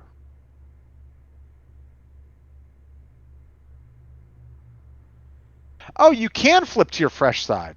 But then it says, remember that rebuilding units in the available box are always considered to have unit support. So that implies that does not say.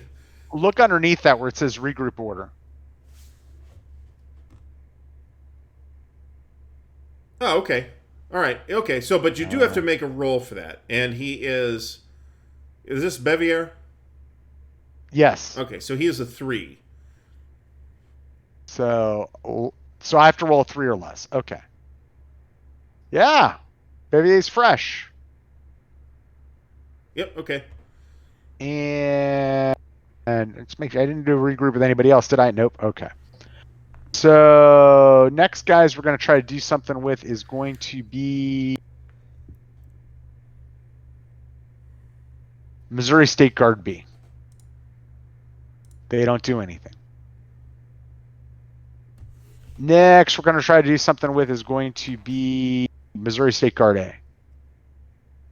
Can't do anything. So you were talking about the annoying price? Yes, no, that's true. I mean, and he has a 50-50 chance with any given activation of not being able to do anything. Right. And lastly, we come to green. You were saying, Gary? Yeah, I'm just saying. All right. So that's that. That is the end of the turn. All right, so that is the end of turn 10. All right, and a very rapid turn 10 it was, actually. Probably because we didn't have digressions about decision games. All right, so let's put him over here. Run turn 11. Let's move up the victory points. I get 3, and you get how many? I get 1. Confederates are in the lead. Yeah, but you have to beat the Union by a certain margin to win. Right. So that's that. All right, so you're going to go up to 10. Union is going up to 9. All right, hit the buttons.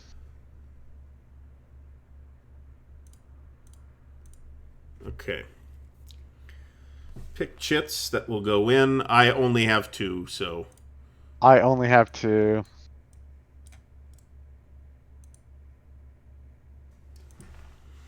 And that's Frank Chadwick taken care of. Yeah. That Frank Chadwick is completed, and now we go to artillery.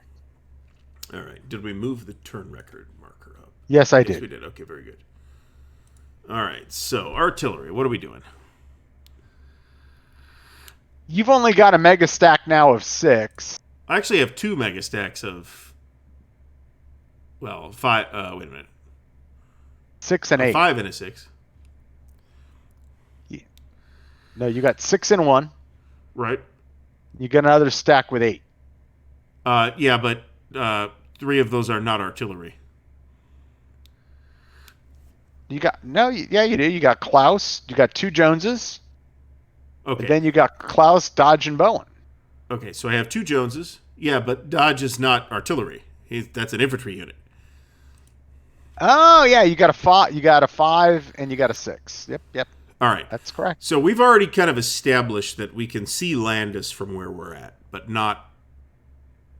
Well, we're kind of tracing the other way. Let me trace it and see what it looks like, because it's all down from up here. It's down. Well, I'll shoot at Gorham, actually, and we'll shoot at Gorham actually.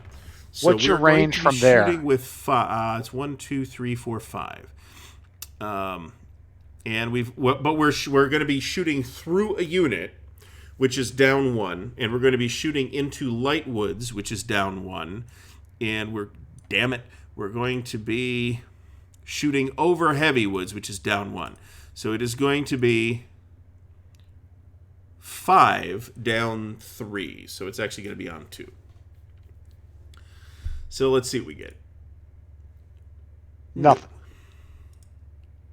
All right. The now replenished shaken units can still fire, right? I can think of no reason they can't. I'll look it up, but I don't think they can. That's just about their checks, right? Oh, yeah. It says -1 strength point. Okay, cool. Yes, that's true. Right. So the 8 in Gorham's battery are gonna open up on 35th Illinois Dodge. Okay, that's into light and through light, so down 2 from 8. So you're that on the puts 5. Here we go. 52. 52 on the 5. Okay, Dodge is effectively a 2. So you rolled a 52. Yep. You are going to do a green result. 23. No depletion, but retreat 1. He will retreat 1.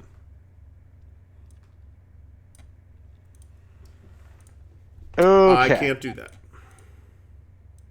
He has to go there. Okay. Then over to you. All right, so Jones's battery Right. will shoot at Gorham. Okay. And he is shooting with 6 into Lightwoods for down 1, over a unit for down 1. So he is 6 down 1, 2, 4. 65. Gorham is effectively a 1. No, I'm sorry, he's a 0. He takes a red result. So Gorham's going to die. 23. 23. He is depleted. It takes a morale hit, retreat 2, but he's just dead. So what you're lucky you didn't get was like a 4 or a 6 on the second die, which would have caused panic. Right. So now that's it for your arty. It is. So the vaunted go for the rest of yours. The vaunted Union artillery is now outnumbered by the close-up Confederate artillery. So all right, so McDonald and old McDonald. You've had a numerical artillery advantage for forever. It was getting it in position. Yeah. So, yeah. Exactly. All right. McDonald and Higgins are going to open up on the Joneses. Okay. Bottom Jones, in fact. All right. So let me just paranoid way line of sight that. So you're going to be firing 7 through Lightwood, so down 1. So we're on 6. Here we go. You're on 5, but 31. 5. 31 is a 0 to 2 green. That's nothing. No, you're right. It's nothing. And then the 8 of Guibor and Clark are going to do the same thing. Okay. This one is down 2. Right. From 8. Yeah, so he's on a 5. Here we go. 61 sounds like it's going to be something. 61. Okay, so we're either Jones. We're bottom Jones. We're definitely shooting at bottom 5s, Jones, right? Yeah. Yeah, they're both 5s. Yeah. So and he's supported. So that's looking. You said 61. That is a green result.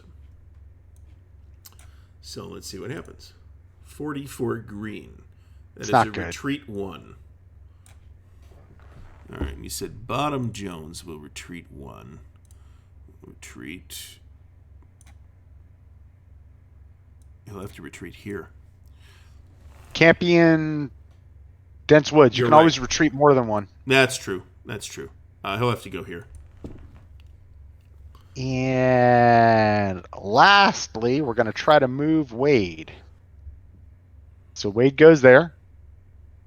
You think you have op fire with Little Jones? Not during this phase, though, as far as I could tell.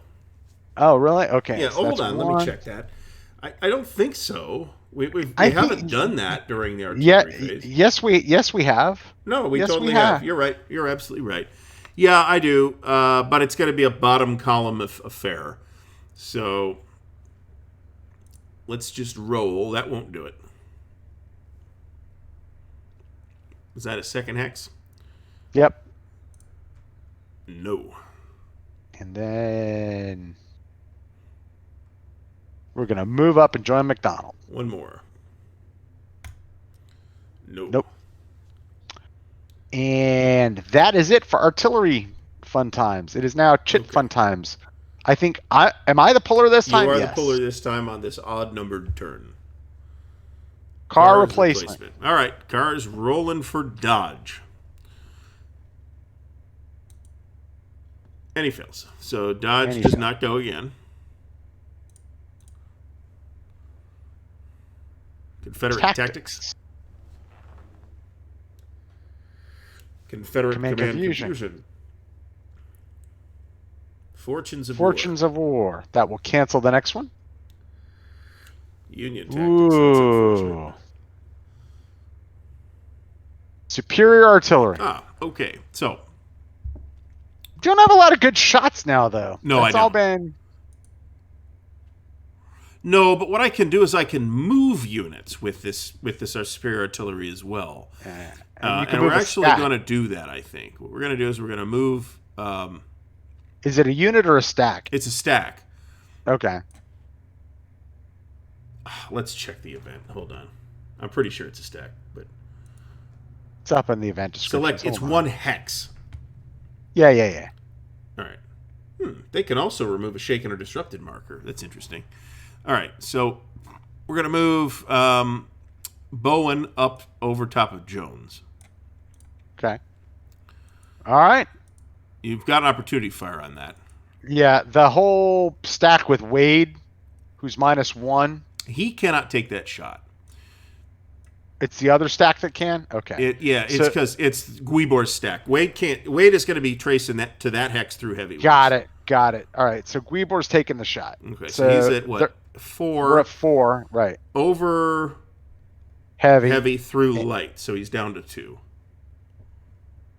65. Okay. Okay, so that's 2. So he is supported. So he is going to take a green result. 24. That's probably a bounce. Where's the damn thing? There it is.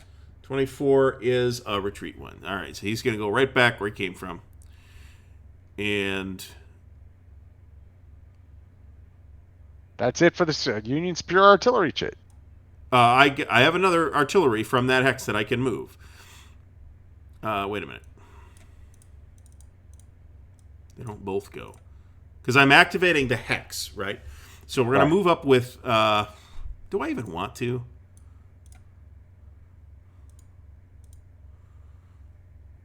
You know what? No. Let's do this. I'm going to take a crap shot at Landis with Klaus. Okay. So it's 3. You're shooting over a unit, and you're shooting into Lightwood. Yeah. So it's 3 down, 2 to 1. Yeah. Nah, that won't do it. All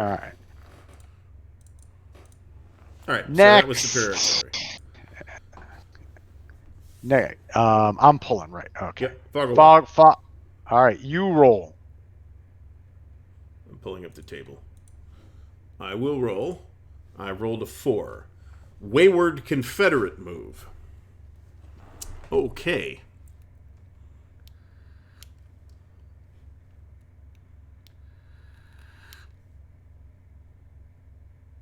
There aren't that many that hurt me a lot. No.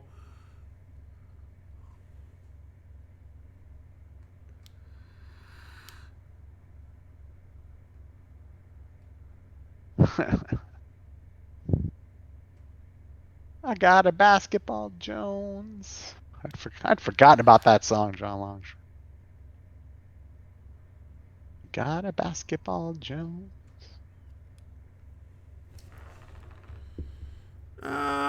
You're right. There's really not a ton I can do. I'm going to take...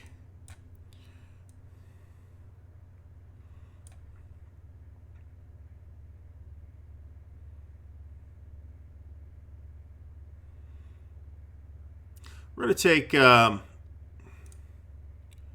McBride's regiment and move him back a hex. Oh, okay. Sounds good to me. All right, so that's fun. Give me 1 second. I'll pull.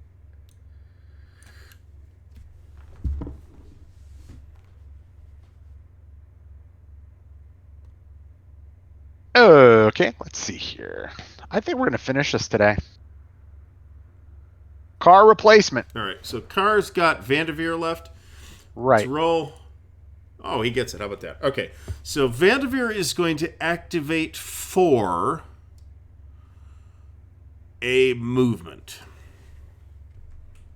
Where is Vanderveer right now? South. We are going Vanderveer, to... don't bother. We're going to... Yeah. What? Don't bother. Why? Because I didn't make the roll. Oh, got it. Okay. So that's that. Okay. Next chit. Davis. All right. Davis has Pattison, but Pattison is where I want him to be. So I have no need to do anything with him. There you go, Davis. Next chit. Price. Price is going to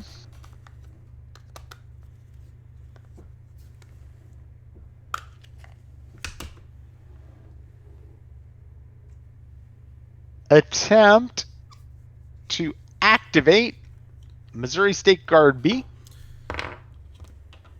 I'm going to also quibble with the little piece of terminology here.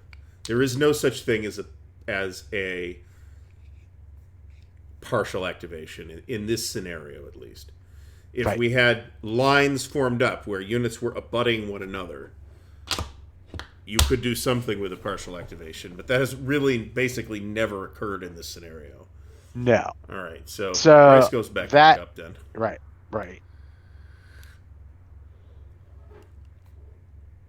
Van Dorn.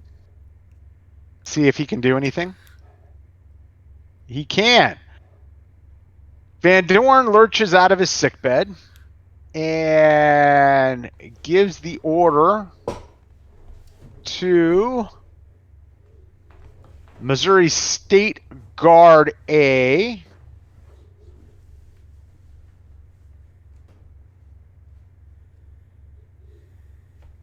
to attack, sir. Attack. No. He orders Slack to do a maneuver. Slack to do a maneuver, huh? Mm-hmm. All right. I am going to play Command Confusion on that. All right. Let's see. I roll. What's a 2? You are under a maneuver order. That's excellent. So Slack is going to go. Can you move adjacent to a unit with a maneuver or no? I think no. I'll verify that, but I believe the answer is no. Hold on. It's on the tech. Nope, you can't. So they're gonna go boom, boom, boom, boom. And yeah, and you can't. I'm not even giving you op fire because you're like nowhere near it. Mm-hmm. And so that's, and then 3, 6, 9, and that is Slack's command ordered activation. All right. Get a little over here. All right. And next chit, Price. Price is going to try to activate Little. And they do nothing. Are we in Price land yet? Nope, we're not. Return to Cup. Next chit. Price. We're close to Price land. Price is going to try to activate Slack. See if he can. Nope. We're actually both having pretty ghastly luck on these activations. Yeah. It's not at the point yet where I'm like, it's no fun. But we could get like if the game ends like this, yeah, I'll be like, yeah. So all right, so that's it. Return to Cup. Next chit. Price. Price is going to try to activate Missouri State Guard A. He does. He is going to give them a maneuver order.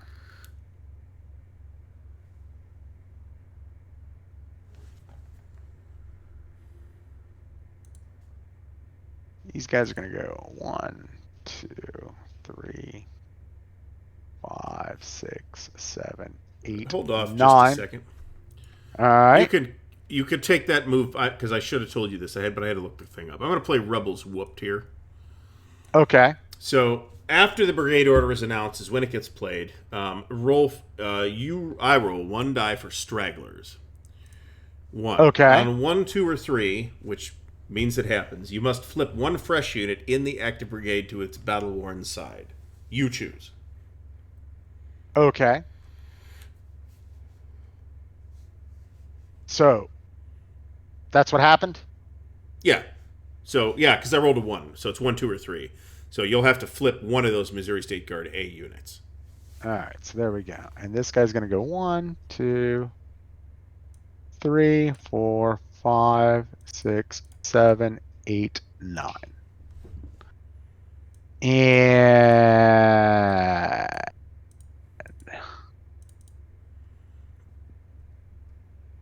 this guy's going to go there. And I don't think you have a shot until he gets there. So there's no op fire. And that's it for their activation. And now we will return that to the cup. And now we will pull Curtis.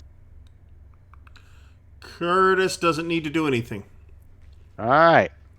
Next pull. We're in Priceland. So what's left?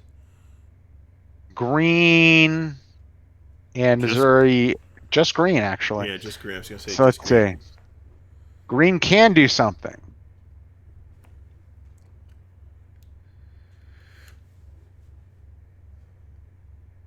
Green's men are going to undergo a maneuver.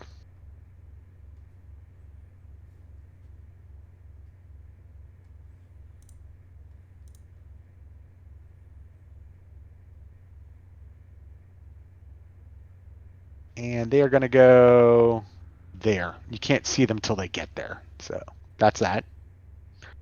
And that is that. That is the end of the turn. So I get 3 victory points. You get 1. I'll advance the marker. Okay.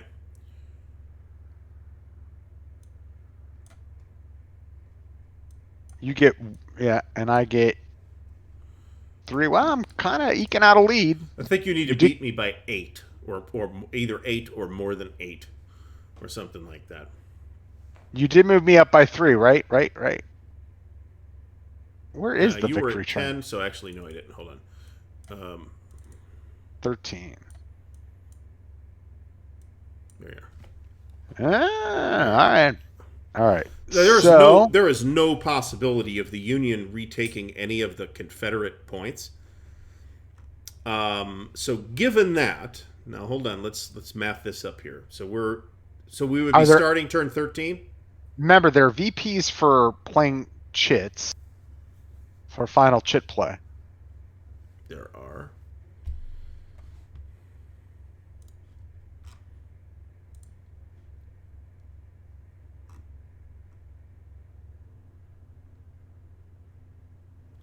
All right, hold on. Okay, let's look at victory 19.2. Yeah. It's hex control. Hex control is really the only thing we've been tracking. There's also for casualties.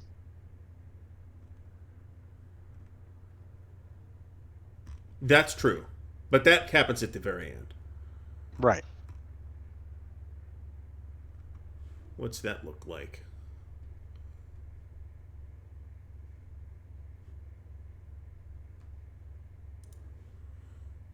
All right. I get 4.5 from you for eliminated. Your broken guy is going to move up at the end of the turn, so I'm going to move him there. Okay. And you would get, because you use the battle worn side, 2, 4, 7. You would get 3.5. So I would get 4.5 from you, and you would get 3.5 from me. Because it's half per strength point on the battle worn side. Okay. All right. So bearing that in mind, we would be starting. We're about to start turn 13. Is that correct? So that is correct. 1, 2, 3. Yeah. So turn 12. So we have 1, 2, 3 more turns. Okay.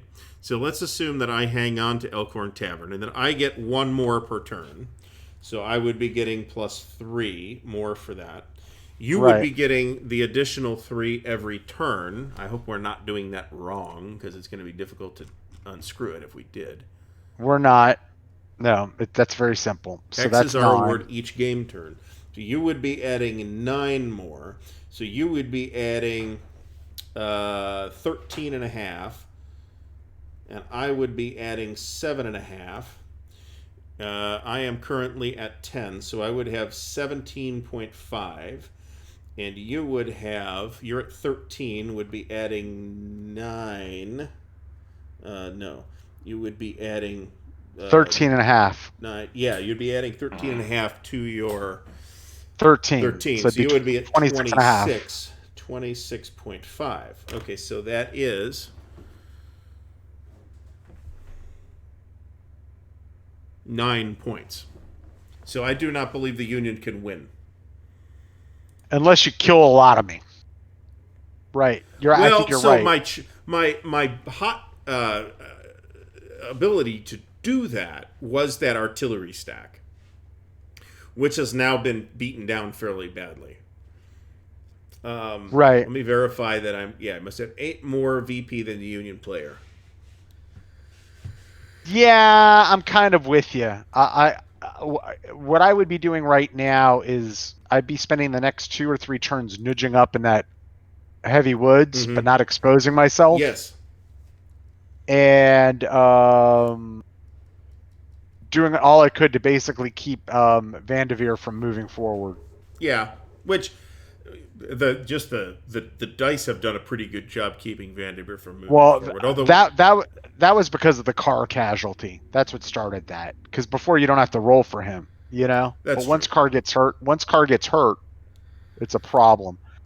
So yeah, if you're in concede land, I don't think I can't really make a counter argument to encourage you. Yeah, I believe we're basically out of it at this point. Just mathematically. So let's break this down. I think I need more time. Like I'd like to play another title using this method.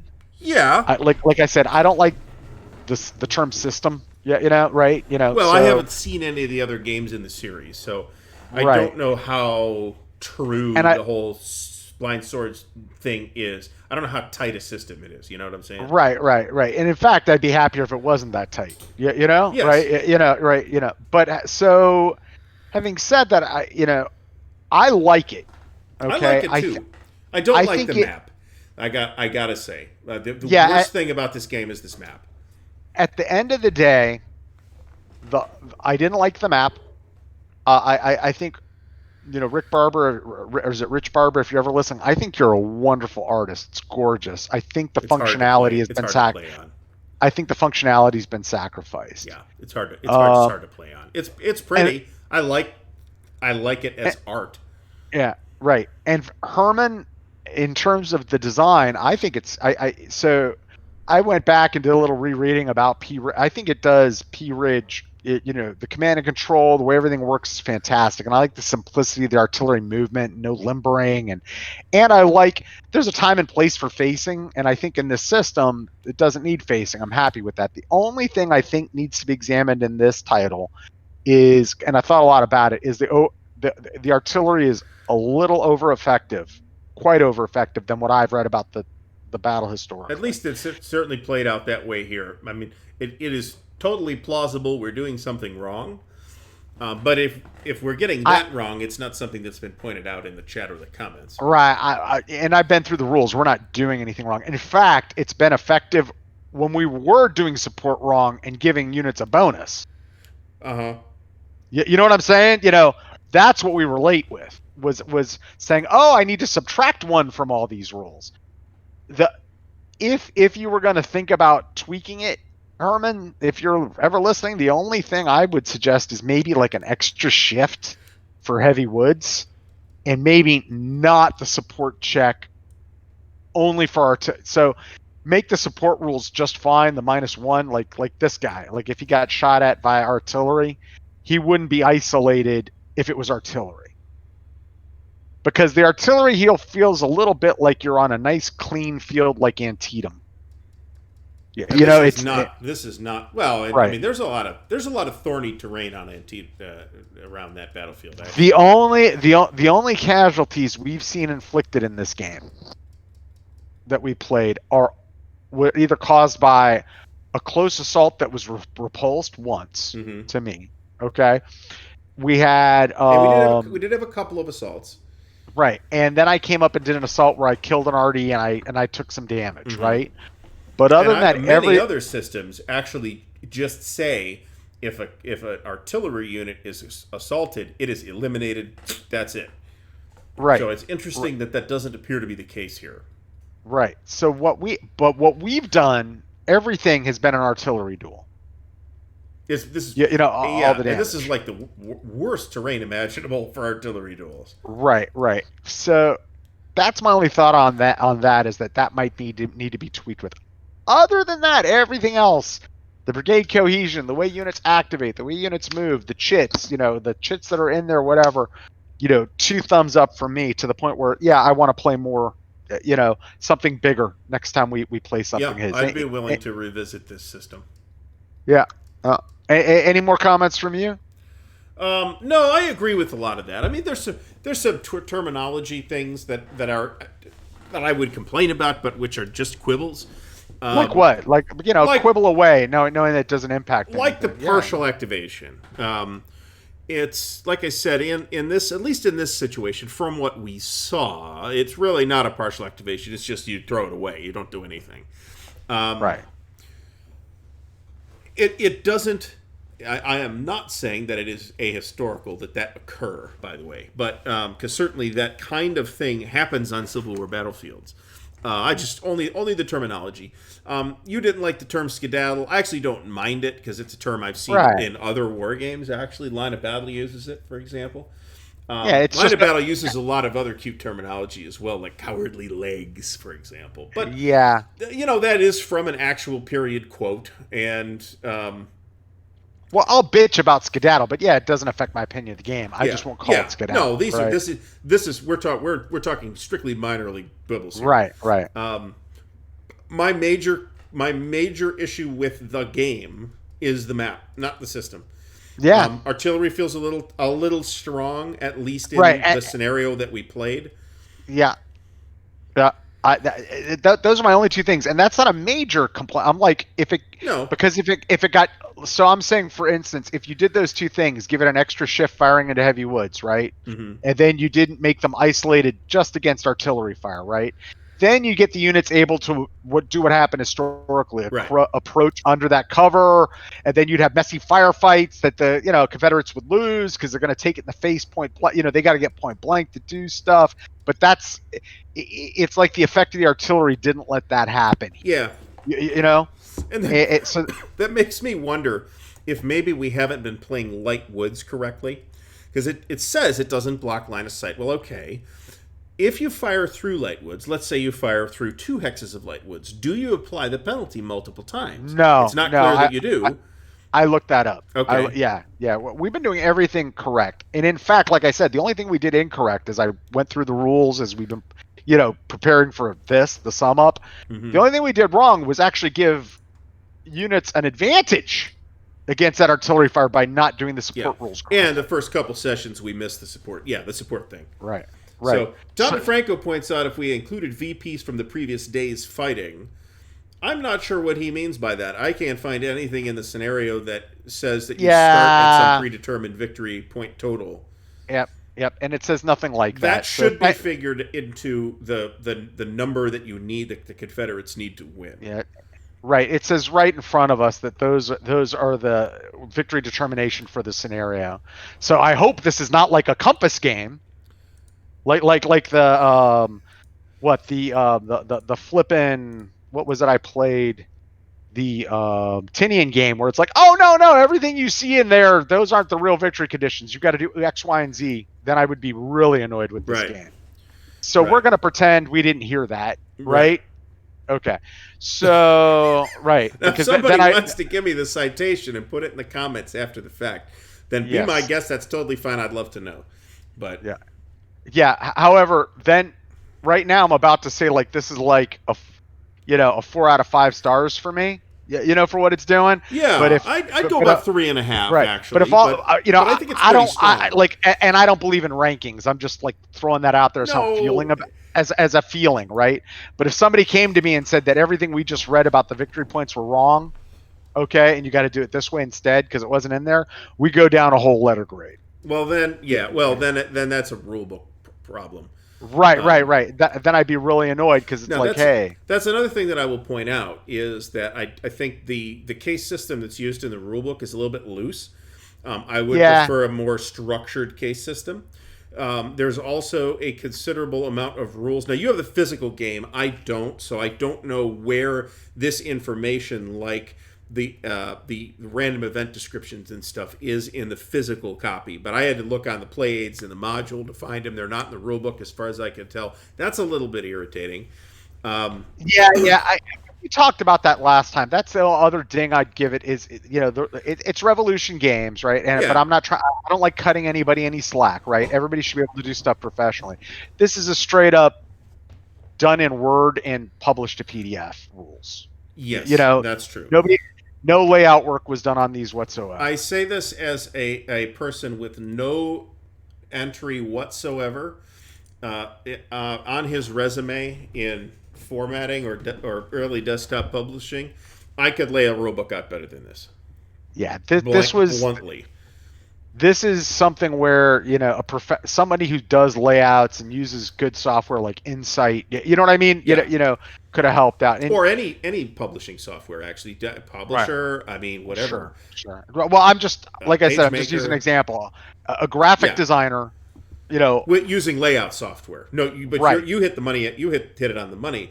This was done in Word, and then printed to PDF, and then printed. Right. So So does this PDF version of the rules? I mean, does the physical rulebook look like this? Yes. Okay. Exactly like this. Yep. So Now that's not I'm just a huge criticism either. No, honestly, it's not. But any means, it's what. But it's what leads to your annoyance / initial confusion with the rulebook. Yeah, for me, that's costing this game. We have the same opinion on ratings, right? I mean, my rating is just as good as your rating. It's just as good as Johnny Rando's rating. Well, I just don't believe in numbers. I believe in a subjective rating. Yeah, right. But it's losing just a little bit of cred because of the rulebook layout. Right. Yeah, but other than that, I'd play it again. I'd play the big battle like gladly if someone asked me to. So overall, yeah, I'm really happy. And my last two things were just those comments. The artillery seems to make the scenario possibly veer away from the historicity of not of how the battle progressed, but how it was fought. Right. Okay, and which is fine. You can do your own battle, but I mean it. How you're bringing the arms to bear is kind of a different. Sure. Different discussion. And my big criticism is Rick Barber map, gorgeous. Yes, very attractive. It's a very attractive map. It is very pretty artistically. It is a fine map. Horrible. In terms of practicality, it has some issues. Horrific for playability. Shall we say? When you said that some issues, we've been more severe in other live streams. I'm being as gentle as I can be out of respect for Rick. Right. I could not literally, when I can't see Hexro 1800, there's a problem. I can't. Yeah. You tell me go to Hexro 1800 and I just can't find it, let alone a hex. Yeah. I mean, that makes me prefer the giant glaring hex numbers that the gamers use. Yep. Which I hate. It depends. Just use a lighter. If they'd used a lighter color hex number, there's a number of ways to do it. Right. Whatever. And I'm not an artist. I don't want to get into it, but this thing could have been clearer. Yeah. Oh. All right. So I'm going to zoom way into this area right here to illustrate that point. If anybody can read these hex numbers in these heavy woods, my eyes are simply not that good anymore. I'm not zoomed. So. I can't. Let me wait for the stream to catch up. I'm zoomed all the way in on that little patch of heavy woods just south of Elkhorn Tavern. The hex numbers are unreadable. So okay. Also, you've got these elevation numbers, and I like that those are there, but they're too hard to see. They're too hard to find. And except some of them, which are in these little triangles, which makes them easy to see. But not all the elevation levels get that for whatever reason. So I don't know. It's just a lot of strange choices in for playability purposes. Yeah. But like I said, Yeah, but I overall, like the game. I would play the system again. yeah, yeah, However, and I would play the game again. yeah, I yeah, would. So so on our schedule this week? Well, we're going to do victory games we are Monday going to, night. yeah, we're going to be doing Victory Games Civil War tomorrow night, Monday night. I'll have a card for that up just after we're done here. And then on Wednesday, we will be starting scenario 2 of a hot, dry season. Yeah, Mike Force in trouble. Mm-hmm. Yep. That's a fun Which is scenario. a beefier scenario than the thing we have already gone through. Now that Yeah, I've seen the system some more, and I'm a little better prepared. that's a historical scenario too. That's the NLF are moving in for position to try to attack one of the special forces camps in the U.S. Inserted Mike Force, mobile guerrilla force, special forces units in there to try to stop them. So as we flip sides, like you'll be trying to bird dog me and take a special forces camp, and I'll be taking those guys who are very mobile, via helicopter, and great at recon, but they're not strong, right? Trying to hold you off, prevent your movement through the air. It's a fun scenario. I always love stuff like that, like trying to conduct an elastic defense, and the other guy's trying to attack. Always a blast. And then, are we ready to talk about what we want to do next for Sunday? So I found my copy, so we're all good. right. So we're gonna actually, I think we should proceed with that. Okay. Let me actually pull the book off the shelf. I'll be right back. All right.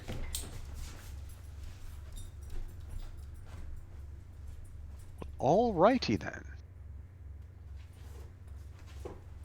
Thank you to John Longshore, but we haven't left yet.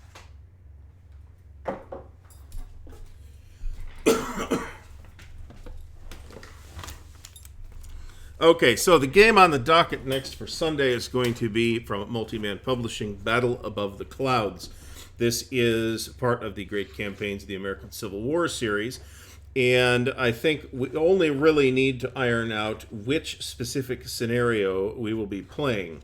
And I think we would like to keep it a little short, because there'll be a lot of explaining to go. But Right. not so short where scenario 2, for example, is crossing Chickamauga Creek. It's one turn. There's a vastly different dynamic in a one-turn scenario of this system. And it is my thought that we should select not scenario 6.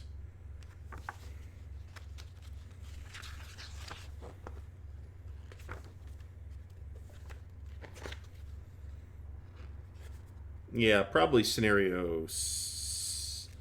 Yeah, hold on.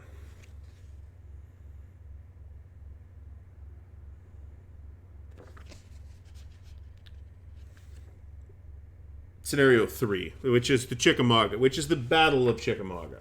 At the operational level, of course. It's 3 turns, so we'll get to see all the moving parts. It's a battle that's familiar to many, and it's an interesting battle. It should be an interesting battle to play out. Now, it's not a battle game. Let me emphasize that it's a maneuver game, right? So I think that's a good place to start. It's big enough that we can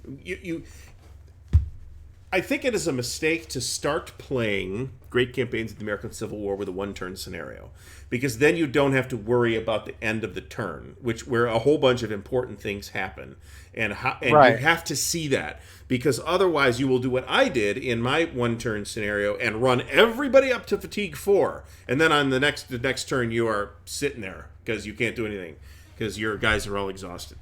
So that makes perfect sense to me, Gary. Let's do that. All right, very good.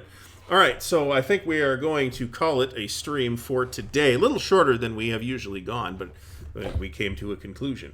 So everybody tune in tomorrow night for Victory Game Civil War, Wednesday night for a hot dry season, and next Sunday, where we will, according to plans as of right now, kick off Great Campaigns of the American Civil War with Chickamauga. Everybody have a great day. Good night, everybody. Good day. See you tomorrow night.